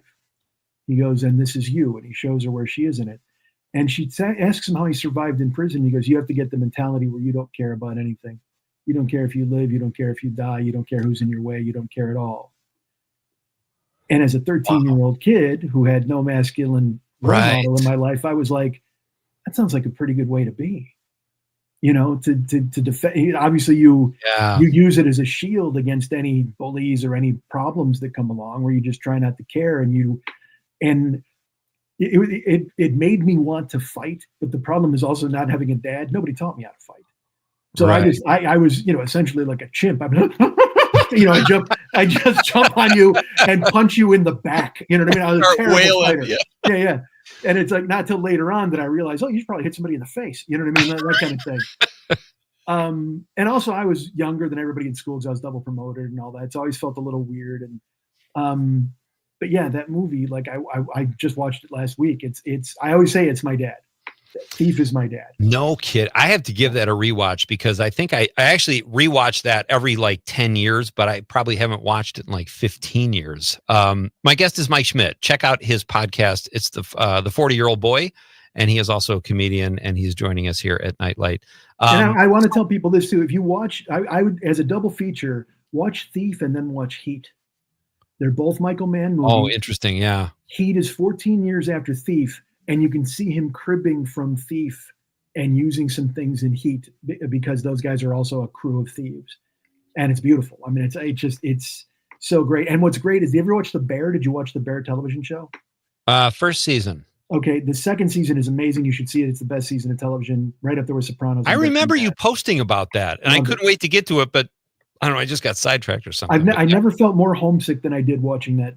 Oh, wow. And there was an episode where Cousin he has to go stage at a real restaurant, like a 5-star Michelin, whatever. And he's terrible at it, but then he keeps getting better and better the more he goes in. And at one point they start playing the music from Thief because Tangerine Dream did the score for Thief, and it scores. Michael Mann loves Tangerine Dream. Loves them, absolutely loves them. And so and Cousin, when he's starting to become like this superhero at this restaurant, they start playing the Thief from when James Caan makes a big score, and I went out of my mind. I mean, it was just forget it. It was so incredible. I have goosebumps now talking about it. It was fantastic. So, all right, here's what we'll do, Mike. We've got about a minute and a half left before a break. I'd like to keep you for a couple more minutes after the break. You also, I know you're a fan, as am I. William Peterson, to me, had a profound effect on me and my love of movies, and also, you know what he did? He started this thing with me where I loved when someone not famous was in a lead role. Because when I saw To Live and Die in L.A., I couldn't believe. To me, it's like better than The French Connection, which is Friedkin's other masterpiece. I think he won an Oscar for that. I loved William Peterson in that role. And I do these classic movie picks here at Civic Media every week. And I did To Live and Die in L.A. about 2 months ago. And I just did Manhunter like last week. Nice. Those two films. And I think I told you this before. Dennis Farina was my Little League coach in Chicago. So seeing him in Manhunter, I was like, what on earth? So the fact that you mentioned those two films today as well, I was like, those had such an effect on me as well at that time in my life. So maybe we could just dip our toe in those films for a couple minutes after this break, and then I'll let you go. We'll have to have you come back soon because I know you're watching. You're really into film noirs like I am these days, and we both have bouncer stories. Although you probably have a lot more than me. Yeah, but, I'd love it, man. Let's come back and talk. All right, we'll do this very quick break, and then Mike Radu will join me here in the studio. And Mike brought really cool stuff that he found in his old theater. Check this out, Conrad. If you're watching on the stream, I'll have Mike. It just looks like a popcorn box, and it is, but Mike will explain the significance when he's here. It's very cool. We're coming right back on Nightlight with Mike Schmidt. It's Pete Schwaba on the Civic Media Radio Network.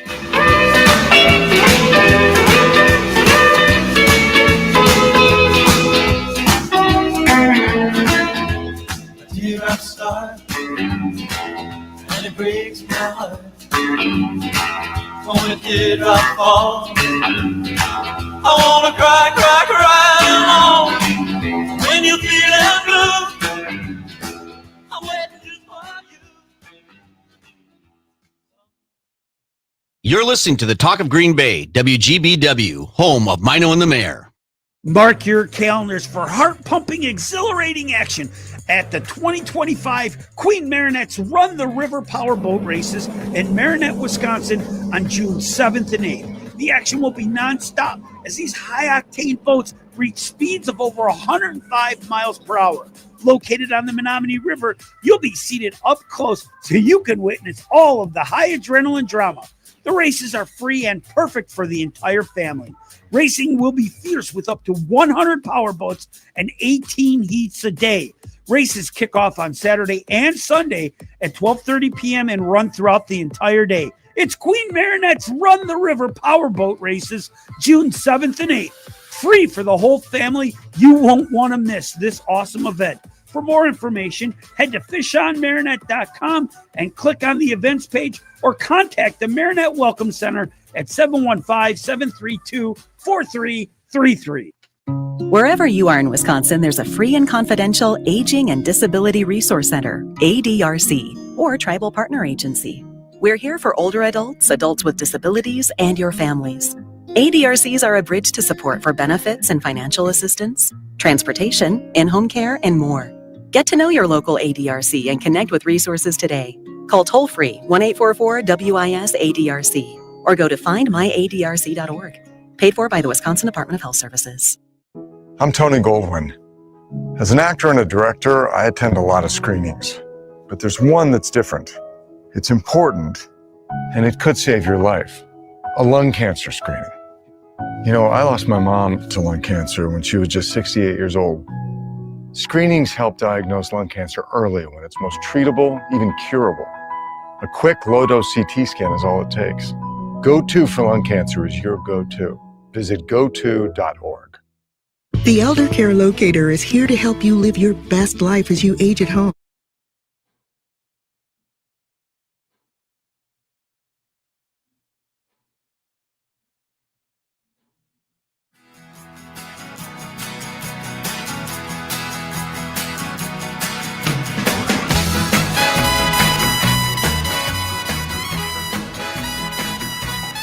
Welcome back. Our question of the night, you can still get in on the fun, is what is in your pocket? We're a little behind on text, but we'll get there. So share what's in your pocket, and I will read it on the radio. Great to have you with me tonight. Mike Radu is coming up in just a few minutes. We're going to talk about his really cool old school theaters. This is not the megaplex, folks. These are the real deal old school movie theaters, the way movie theaters are meant to be. Right now, I've got a few more minutes with my pal, Mike Schmidt, who is joining us via the stream. We're talking about movies, Thief. And I wanted to ask you, Mike, like To Live and Die in LA and Manhunter, what is your connection? Because they're different directors, same actor. I just found it fascinating to put those in the text you sent me today, because those are two of my favorites of all time. Well, I consider them, like I said, the movies where, because look, we all, in the 80s, you know, growing up, you'd see Back to the Future, you go see Ghostbusters, you see Gremlins, you see Aliens, you see all these whiz-bang blockbusters. Right. But the Thief, I just purely stumbled into because I was paying to see movies on a Tuesday night, and it grabbed me. So then, even at 13, I was like, all right, so now Michael Mann is on my radar. I know that name now. I knew who he was. And it made me get interested in movies that had stories and more, you know, I can't say that I saw The Godfather and it changed my life when I was a kid. I mean, I saw it later and was like, oh, okay, you know, that sort of thing. Like so then later on, To Live and Die in LA, I took a date. Like it was one of those things where it was because it opened in, I think it's 85. And it was one of the first dates I ever went on. This girl, Chris, who I worked with at Jewel, she was a checker and I was a bagger, and we were destined. And I will, all right, so here's this, I will tie this in. So we go to see To Live and Die in LA. And again, she picked it. I didn't. And I sat there transfixed by it. I couldn't. And again, William L. Peterson in that movie is every bit the walking erection that James Caan is in Thief. And I love tough guy stuff. There's not enough of that in movies now. We got a lot of smirky guys in movies now. And I'm not saying they're not tough or whatever, but there's the scene where the guy goes to search William L. Peterson. He goes, "You don't touch me." And he goes, "Well, then you don't go upstairs." And he goes, "Hey," and then they have a shoving match in a tiny hallway. That is a real confrontation. Great. It is. Yep. I've been in those. You've been in that where it escalates out of nowhere. It's like, and they shove each other back and forth. And the best part is the bouncer dude just looks at him and goes, "Oh, go ahead, tough guy. Go ahead, tough guy." It just completely dismisses him in 4 words. It's so great. You're right. It's so real. It like, that's what I love about Peterson in both of those films, Manhunter and To Live and Die in LA. He's just a real guy. And I think tons of enthusiasm. the directors saw that. They saw that. I mean, he's in Thief again. He's in it for 5 minutes. He's the bartender at the bar, and he brings a stick out to take James Caan out because James Caan's harassing Tuesday Weld. And again, it's another great guy moment because he comes in, he goes, "Hey, I'm talking to you," and James Caan just pulls up his waistband. He's got a gun tucked in his pants. He goes, "Take a walk, Flash," and then he just gives him a 2-hand shove into a crowd. It's so guy, so tough guy, macho. It's great. I love it so much. And Chris, who I went to see To Live and Die in LA with, we went to the Improv, to the Second City to watch Improv one night. And Jim Belushi joined the people on stage. So we get to see Jim Belushi in late night Improv. They played freeze tag and all that stuff. And as we left, we walked, we were near downtown where Second City was. We walked because we parked on a side street, we're looking, and there's Jim Belushi sitting on a stoop, like with two other people. Funny. And I got to walk up to him and go, "Hey, I loved you in Thief. I mean, because you were so good, and I'm so happy. We just saw you at Second City, but my goodness, like I just absolutely loved you so much in Thief." And I said, "I want to do this someday. I would like to be a comedian or an improv guy." And he goes, "Well, keep at it." He goes, "Maybe I'll be joining you on stage one night." That is so fun, Mike. And all right, here's how we'll wrap this up. I have a similar story. I was on my way to a bar when I was at DePaul called JP Murph's. And I hear this voice. I had already seen Manhunter and To Live and Die in LA. And I hear this guy talking about British Columbia and how effing beautiful it was. And I'm like, God, I know that voice. And I look over and it's William Peterson. Oh my God. So I walk over and I said, "Hey, I'm a huge fan." And he goes, "Oh, hey, that's great, man." He goes, "What's your name?" And like an idiot, he knows my Aunt Jeanette because she was at Second City and a Chicago theater actress. And I go, "Pete." Like if I said Schwaba, we probably could have had more of a conversation, but he was the coolest guy ever. And then my buddy Dennis at the bar, Peterson used to go into JP Murph's once in a while, and the song To Live and Die in LA by Wang Chung is on the jukebox. And Dennis had this messy hair and he's drinking a martini. He's like 20 years old, not even old enough to be in the bar, walks over to William Peterson, who was sitting with Amy Morton at the time. And Dennis says, "You hear this song?" Peterson just gives him a look that was so priceless. And he goes, "Yeah." And Dennis goes, "Are you the man?" And Peterson goes, "Yeah." Well, like he's just a cool, I don't know if he still is or what, but a great guy. And Mike, we got to have a lot more of these conversations. This is so fun. And it's awesome, man. We'll do this again soon. I hope we'll talk some noir. We'll talk some more great movies. You're a blast, buddy. Thank you so much. I'm so always happy to be asked, man. Thank you so much. And I'm so happy the show has been going so long and you're so good at it. And you're just the best, dude. Thank you. Thank you. I appreciate it. Go run a comb through your hair after that shower. Okay, buddy. Thanks, Mike. Take care. That is Mike Schmidt. Check out the 40-Year-Old Boy podcast. It's great stuff. And if you think Mike can tell a story on this show, he does it on his podcast as well. He's just absolutely hilarious. So we've got Mike Radu coming up in just a couple of minutes. Let's catch up. Conrad, how are we doing on text? Where are we at here? Because I see we got a good one you could get in, a Steady Eddie text. Well, should we do Steady Eddie? Let's get Steady Eddie's text. Yeah. All right. So wow, he's covering every topic we covered. Steady Eddie from the 608 says, "Pete, here's my contribution for a possible new Nightlight intro. Pete Schwaba, a man who prefers to take his fart walks down the aisle of a crowded Greyhound bus." That's a great one. I've probably done that. I'm sorry. And we are never talking about this topic again after tonight. So enjoy it, folks. Steady Eddie says, "In my pants pocket, besides my grocery store coupons and somebody's excess belly button lint, I carry a second set of house and car keys." Good thinking, right? Since the pandemic began in 2020, I rarely carry any money in my pockets to avoid spreading the virus. Now I continue that habit. More and more, we're becoming a cashless society, Pete. Is that good, bad, or indifferent? Will the government be able to control and surveil us more and more in the future? I'm not sure, but all I know is that when I was a kid, my pocket change was made of real silver. You are the man, Steady Eddie. He says, "Steady, the times they are changing, Eddie. Cha-ching, cha-ching." Ladies and gentlemen, we are coming right back. I'll read more of your texts, and we will meet theater owner Mike Radu. It's Pete Schwaba and Nightlight on the Civic Media Radio Network. Often wonder what makes her work. I guess I'll leave that question to the experts. Assuming that there are some out there. 97.9 WGBW and WGBW.FM. This is your local Civic Media radio station. Want to hear even more? Anytime? Find all of it at civicmedia.us. ABC News, I'm Chuck Severson. Largely due to a drop in trade, the Commerce Department says the U.S. economy contracted by 0.3% in the first quarter, the first decline since the pandemic. President Trump blaming President Biden, but pointed to an increase in imports, which is the result of U.S. companies stocking up ahead of more tariffs, says ABC News business correspondent Rebecca Jarvis. Because they did that, it made a big impact, decreasing the amount of GDP, which is gross domestic product, the total of U.S. goods and services. It was a roller coaster, mixed day on Wall Street.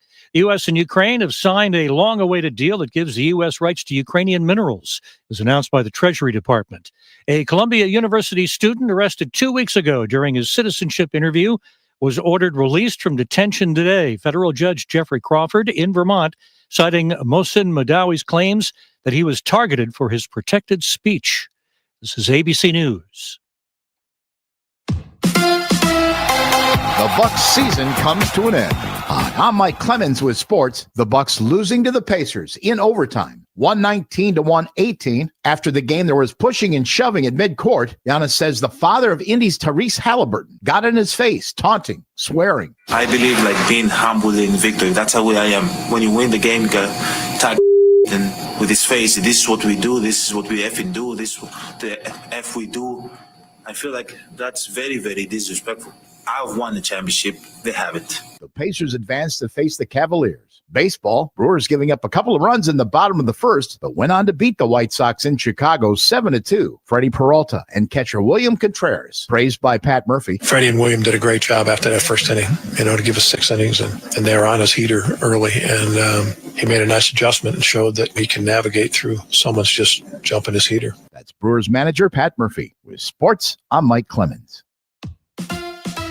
On your entertainment beat, I'm Pete Schwaba. We've all heard of chewing the worm one might find at the bottom of a tequila bottle, but a snake? True story. A Virginia woman was about to sip her margarita when a snake fell from the ceiling and landed in her glass after slapping her in the forehead. What did the woman do after being freaked out? Naturally, she took a picture for social media. As a result of the incident, it was revealed the restaurant was in violation of several health codes. Really? Turning down big money would be tough for most of us to do, even if it's to protect a franchise film legacy like Back to the Future. Bob Gale, who is the creator behind the trilogy, says under no circumstances will there ever be a spin-off, prequel, or another sequel. He calls the franchise perfect the way it is. The producer says the only way it could remotely happen is if Steven Spielberg signs off on it, and that most likely will not happen because Spielberg does not like sequels. That's probably why we've never seen E.T. Goes to College. For more showbiz fun, tune into Nightlight with me, Pete Schwaba, weeknights from 6 to 8 p.m. on the Civic Media Radio Network.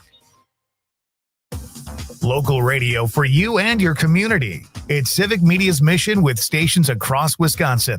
Find your favorites at civicmedia.us. I'm meteorologist Mace Michaels. Tonight, mostly cloudy, maybe a shower or two, and a low in the mid-40s. Still a few showers around tomorrow with more clouds, high mid-50s. A gradual clearing Friday, temps those stuck in the 50s, but 60s return to the area this weekend. It's 55 right now. You've been waiting almost all year, and it's finally here.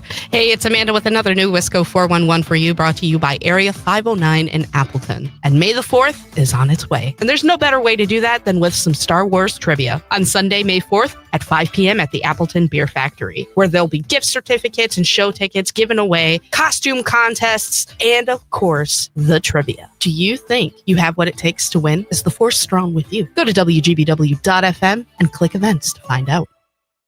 Mino and the Mayor. I talked to my brother yesterday, the priest, and he's in Quick Trip, and this lady's there, and she goes, I got up and watched the Pope's funeral this morning. Well, that's great. She goes, that was on really early. And he goes, oh yeah, 3:30. She goes, they probably did that because of the draft. Mino and the Mayor, weekday morning 6 till 9 on 97.9 WGBW and 98.3 and 96.5 WISS and the Civic Media app. Jay Matnair and Greg Bach. Coming up on the show, Jim Sand.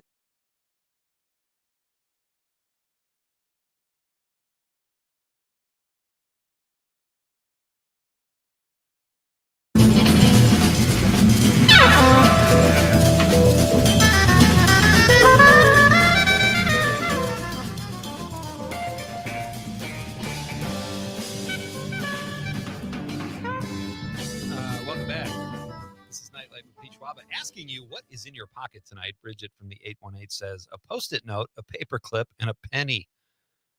Boy, it's not going to get you very far, Bridget. But I appreciate your honesty. Thank you for the text. Who else we got here, Conrad? Did I miss your mom's text? No, she has to go to the mile to the mailbox. Remember? That's right. All right. Tony the trucker says a handkerchief. Oh, I already read that. But he also says, oops, wrong question, Pete. In my shirt pocket, I have a pen I swiped from the bank drive-through. Pants pockets, I have a ring of work-related keys and an old school plastic coin purse that people stare at with awe.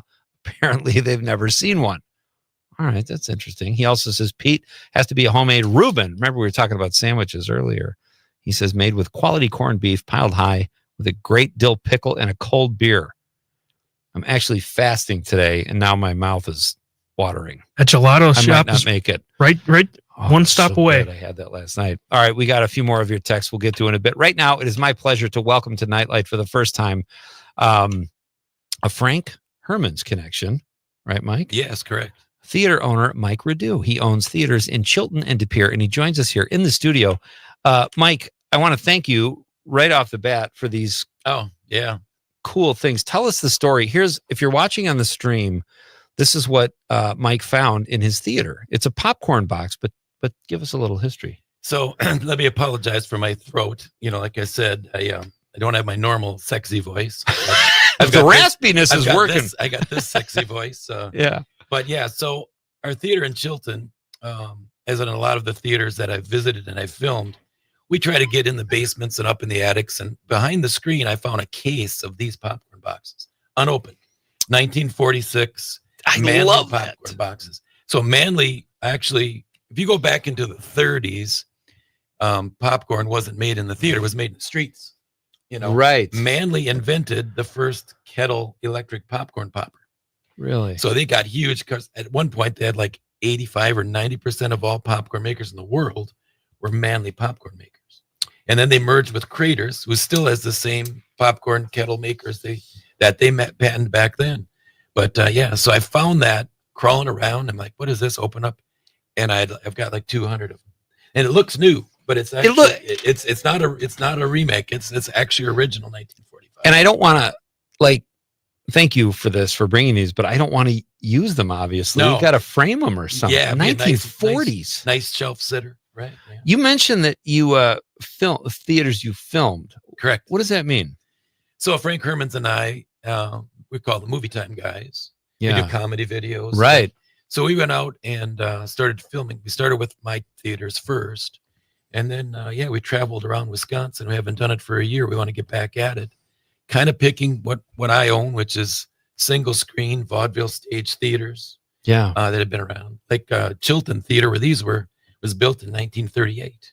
I love it. I love And it's original inside. Yeah. And you got a marquee. Yeah. I love the marquee. Yeah, and I think your De Pere Theater has one too, Correct, right? yeah. What is your business? It's called Get Real.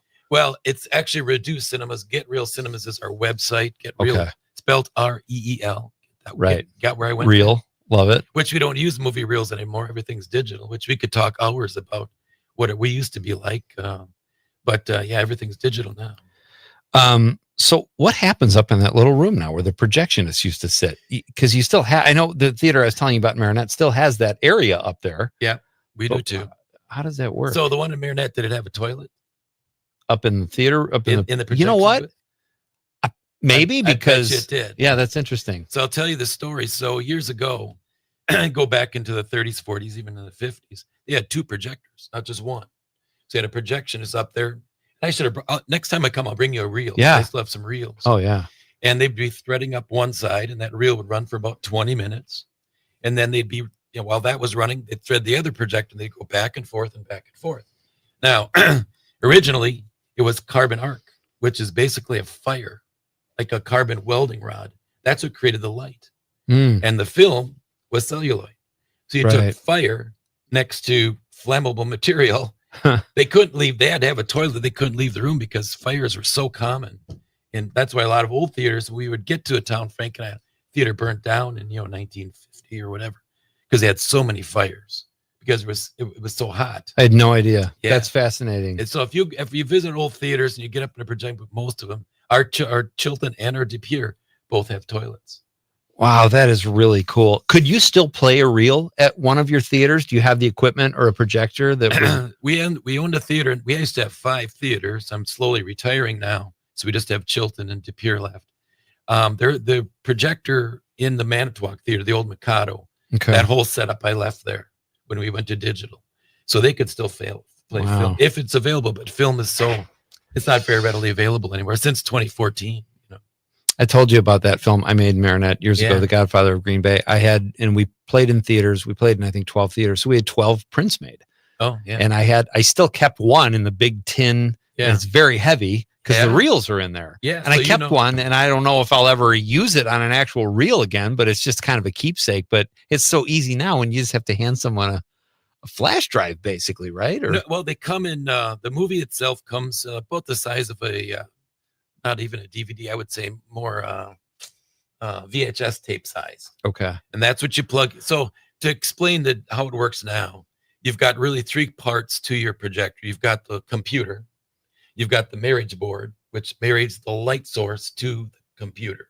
Okay. So it's like a 3-phase thing. So you take this hard drive, you plug it into the computer, it downloads, which we call up ingest, because they don't like downloads because that sounds illegal.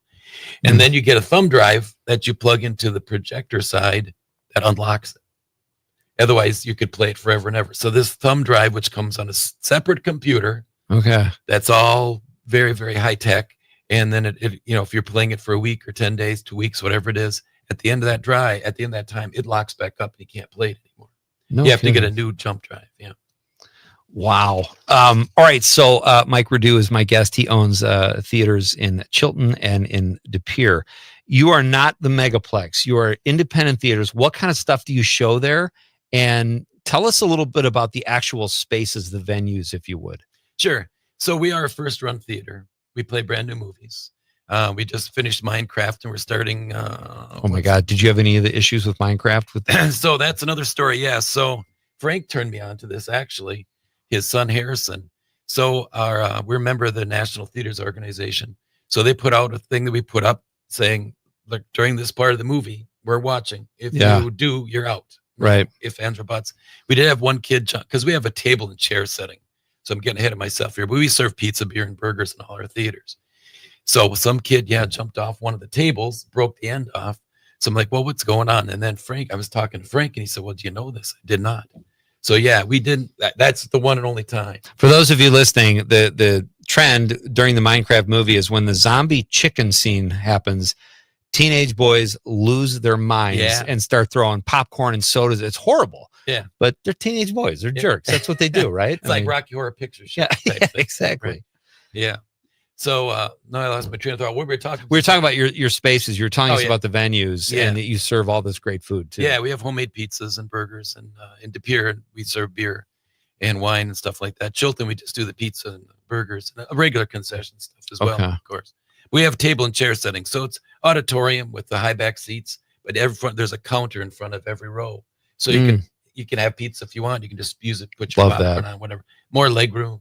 Yeah. So we don't seat as many. I think Chilton seats 110. De Pere seats like 150. Really? So sellouts are common, but yeah, that's fine. But yeah, we saw Thorn. What is it? What's the new movie? Thorn. The Thunderbolts. Thunderbirds. I should know this. It's Thunderbolts. Thunderbolts, right? Yeah. Thank you. Good thing you're here. It's Marvel. That's all we need. So that starts on Friday. So we get everything on the break. Brand new movies. So is there history, like before you owned the theaters, what was happening in these buildings? Was it live theater? Were they still movie theaters? So let's see. The De Pere Cinema I bought that. I'm only the third owner. And it was built there in 1938. There's another story. It's actually, I could talk all night, but so in the Chilton Theater was operating as a theater, so was De Pere. The one in Manitowoc, which is the Mikado, was a church. Now, I went to Lutheran High in Manitowoc, so I actually went on dates in this theater, ended up owning it, but it was a church, and we converted it back to a theater. But that one was built in 26. That was a speaking theater before it was a movie theater. And then it burnt down in 1956.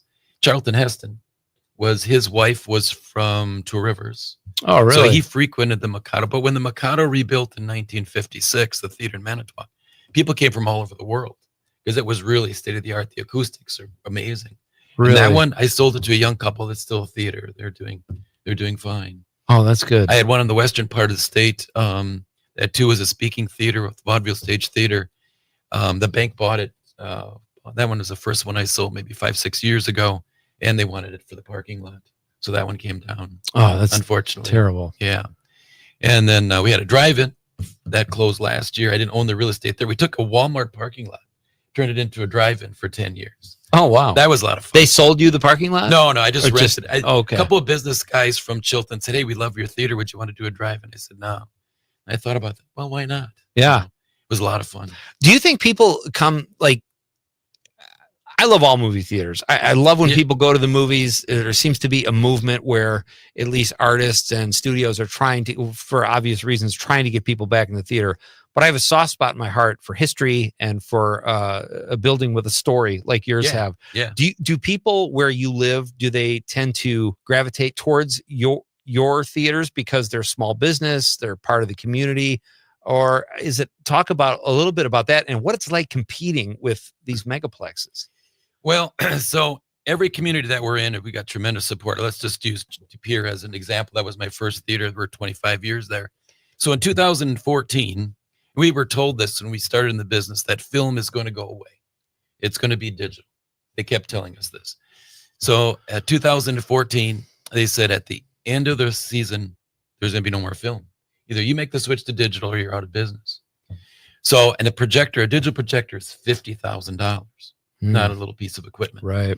So we did a fundraiser in De Pere, and the community got behind us through a Kickstarter and raised enough money to buy the projector for us. Whoa.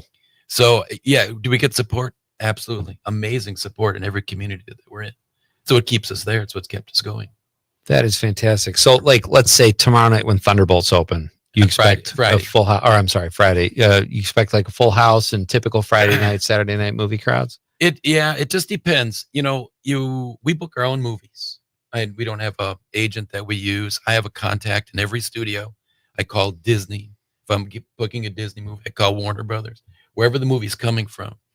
And so we get to pick, we know what our audience is. Our audience in De Pere is animations, family, So will Thunderbirds do real great? They'll probably do well. Okay. Minecraft sold out like the first 10 shows. Wow.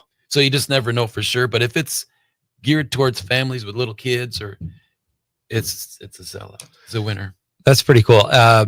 So Mike Radu is here. He owns the De Pere Theater and the theater in Chilton. We're going to ask, you've seen your share of movies, I assume, Mike. So couple. All right. Well, so we'll find out what Mike's favorites are when we come back. I'll finish reading your texts, and I'm going to ask you about your voice and how your workout was, because that's important stuff too. We got to get to that. Mike Radu is here. It's Pete Schwaba and Nightlight. We're coming right back on the Civic Media Radio Network. Shining through the city with a little funky sound. So wanna light it up like dynamite. Whoa, bring a friend, join the crowd. Whoever wanna come along. Word up, talk, just move right off the wall.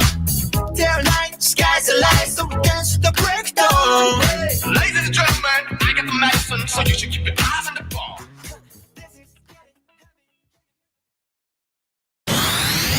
Reach, engage, grow with Civic Media. Log on civicmedia.us/advertise. Mark your calendars for heart-pumping, exhilarating action at the 2025 Queen Marinette's Run the River Powerboat Races in Marinette, Wisconsin on June 7th and 8th. The action will be nonstop as these high-octane boats reach speeds of over 105 miles per hour. Races kick off on Saturday and Sunday at 12:30 p.m. and run throughout the day. Free for the whole family, this is the perfect summertime weekend getaway. For more information, head to fishonmarinette.com and click on the events page. I'm Dan Schaefer. Let's recombobulate. On April 22nd, in the Wisconsin State Senate, something happened that you don't see too often. A high-profile bill passed with overwhelming bipartisan support. The Republican-controlled chamber voted 32-1 to extend Medicaid coverage for new moms from 60 days to 12 months. Wisconsin is one of only 2 U.S. states that has not already extended this critical postpartum coverage. So with that kind of support, you'd expect the bill to pass, right? Well, Republican Assembly Speaker Robin Vos has repeatedly blocked this legislation from coming up for a vote. Several Republican state representatives have been speaking out on this, urging Vos to change his tune, but he has not yet budged. It's time for Vos to end this charade and allow this bill to come up for a vote. If he's opposed, he can still vote against it, but one person should not block a bill that has already been supported by the majority of his own party. Let the people vote, Mr. Speaker. Find all of Dan's work at the Recombobulation area. The Todd Albaugh Show. How has the first 100 days of Donald Trump affected you personally? I'm so glad for these calls and texts because this is what matters. We can listen to national news, read national news, but it's what we here in Wisconsin are experiencing in our real lives that mattered to me the most, and I think is the best indication of where our state is at. Catch the Todd Albaugh Show at its new time, weekdays 2 to 4 on Civic Media and the Civic Media app. The Maggie Dawn Show. Check out my war plans. Pete Hegseth talking about first big strike against the Houthis in Yemen on Signal, 2 separate channels. Yes, the one you heard about before with the reporter on it. Oops-a-daisy. And now also his wife, his bro, and his lawyer who magically got hired by the Pentagon. This guy's judgment could not be worse. Do you think Hegseth should probably resign? The Maggie Dawn Show. Weekday afternoons 4 until 6 on your local Civic Media radio station and on the app. When your car is making a strange noise, no matter what it is, you can't just pretend it's not happening. That's an interesting sound. It's like your mental health. If you're struggling and feeling overwhelmed, it's important to do something about it. It can be as simple as talking to someone or just taking a deep, calming breath to ground yourself. Because once you start to address the problem, you can go so much further. The Huntsman Mental Health Institute and the Ad Council have resources available for you at loveyourmindtoday.org.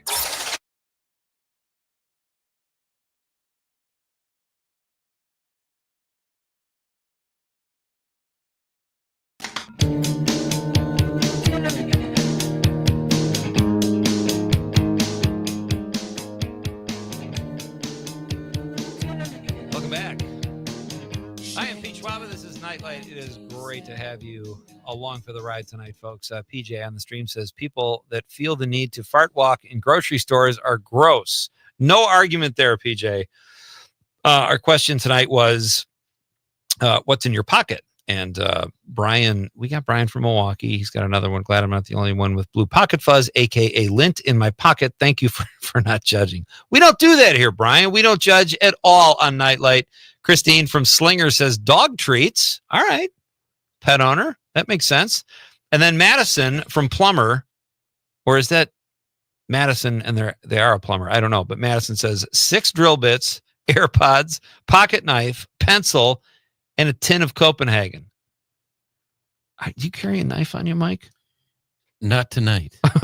This is like everybody that's listening today is like they're getting ready for a gang fight or something. It's like old school. It's going to be a rumble.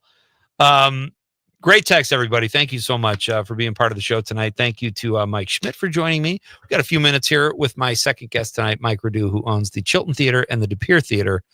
And you were telling me about the New London. That's really cool. My wife's family is from New London. And the Grand, yeah. The Grand, is that still there? Yeah, it's still operating. They added on, made more smaller theaters. But the original auditorium was there. We filmed that a couple of years ago, and Frank Hermans and I were there. And the trapdoor, we went down below where the green rooms were, and it was amazing. There was drawings on the walls of people that had performed there in the 1900s. It was truly, truly amazing. Of all the theater that we filmed, I shouldn't say, there's been so many cool ones. But then there was a catwalk was still up above. Oh, I love those. So it was just basically between the 2x4s, they had slats, So, and we had our cameraman there, and I said, I'm going to go up there. I said, it looks like there's drawings up there. Frank thought I was kidding. And all of a sudden he goes, oh, he's really going up there. So I scurried up there and jumped over, and then there he goes. He always says, if you talk Frank, Mike's a good climber. But the old wooden crank was still there for raising and lowering the screen. And again, there was these drawings. So apparently when the person was up there, he was drawing on the walls. Just that history. Every old theater has a flavor, has a history. So when we're in these towns and we're filming, we could go to the cafes or whatever. Hey, we were here when the theater was open. Oh yeah, it was a place to go on a Friday or whatever. But everyone has a story. They're all haunted. Everyone's haunted. That's every what the place we word go. is, Well, yeah. you know it's haunted. Yeah, of course I know. But everyone has a flavor to it. Everyone has a different story, and obviously I've dedicated 25 years of my life, and I didn't drive up in in a Porsche. I mean, I'm not getting rich, Right. I'm a carpenter by trade. My wife was a hospice nurse, but we love it. And I always tell everybody, you see these little kids come into the theater, like little bitty 5, 6, 7, and their eyes are like golf balls, man. That's as close to Hollywood as they're ever going to get. That's fantastic. And that's what it's about. That's why we gear toward, all our theaters are geared towards. Do you ever have moments where you go, I'm sure you do, like where you go in and you're the only one in the whole building and you're in the part where you're in the theater where people have been laughing for decades or awestruck for decades at what they are seeing on the silver screen? That, to me, I think that's in part why people sometimes think they're haunted, because you have all these great memories and all these things of people coming together to enjoy something together. It's magical. Yeah, it really is. There's no other way to describe it except magical. So what are some of your favorite films? You got the Tombstone sweatshirt on. I love that. People ask me that all the time. I would say Tombstone's probably my all-time favorite movie, period. Certainly Western. Now we lost Val Kilmer. Yeah, tremendous awful guy. And I can tell you a story that I read about him when he was filming there. Musical, I would say the remake of A Star Is Born with Lady Gaga. Okay. She was unbelievable. And so was Bradley Cooper. It's the second time you brought up Lady Gaga tonight, so I think there's a little chemistry between the two of you or something. I'd love to. Yeah. Never met her. Your wife's not listening. No, Don't she's worry. not listening. I met Elizabeth Shue. I met a lot of people when I've been in Hollywood a few times. I met Elizabeth Shue and I met a couple of people out there. Let's see. Horror, of course. I mean, it's The Exorcist. And as you can tell, I woke up at 2:00 this morning with food poisoning, and I did my best Linda Blair impression of The Exorcist. Wham! So that's what my voice. Well, you still went to the gym because you asked me to call you, and I called you, and you're coming out of the gym. Yeah, 2 hours with food poisoning. Yeah, with food poisoning. Yeah. See, and The Godfather. Yeah, I love The Godfather. I do a really great Godfather impression. I can't do it tonight because I don't have a voice. All right. Next time I come, next I'll do time The you Godfather. come, we'll have to do that, and it. you'll do The Godfather, and we'll dig deeper into this. If you folks, if you haven't been to the theater in a while and you're listening, go to the movies, because there is nothing like that experience, regardless of where you go see a movie. But if you have a choice, and you can go to an old theater with tons of history, like Mike's 2 theaters, or the one you're talking about in did you say that was still there in New London? New London, the Grand is still there. Yeah. One of these little cool theaters with history in it. There's nothing like that experience. So I recommend it. And I don't know. So what do you got this weekend? Thunderbirds. Oh yeah. Thunderbolts. Yeah. Thunderbolts. Yeah. I should know that. I'm a movie guy. That opens up nationwide Friday, and we'll have it this weekend. Okay. And both theaters? Both theaters, correct. Wow. Yep. That should be a cash cow. Should do well. It's Marvel. What's the favorite snack? What do you sell most the snacks to people? It's our pizza. Pizza. Yeah. Okay. I mean, people love popcorn, but we make homemade pizza. People come in and say, what kind of pizza is it? Movie Time pizza. Never heard of it. Well, that's our pizza. It's made fresh. Movie Time is our trademark pizza. Oh, nice. So you can have half and half or have it any way you want. People are always amazed by that. That's fantastic. Mike, this is fun. Thank you. We'll do this again. Absolutely. And anytime. we'll do a deep dive more into actual movies, because I think that would be fun with a guy who's seen a ton of them. We're obviously both movie fans. So thank you to Frank Hermans, our mutual friend who made this connection. And take care of your tummy, buddy. I will. No puking on the way home. All right. Tomorrow night, folks, Dobie Maxwell will be with me to make Wisconsin comedian, one of our very own. He'll be here to make the popcorn pick of the week. And then Jim Healy from UW Cinematheque in Madison joins the show. And this guy has seen more movies than probably all of us combined. So that'll be a fun night tomorrow night on Night Light as well. Thanks for listening, folks. On behalf of the lovable producer, Conrad, good night, Wisconsin.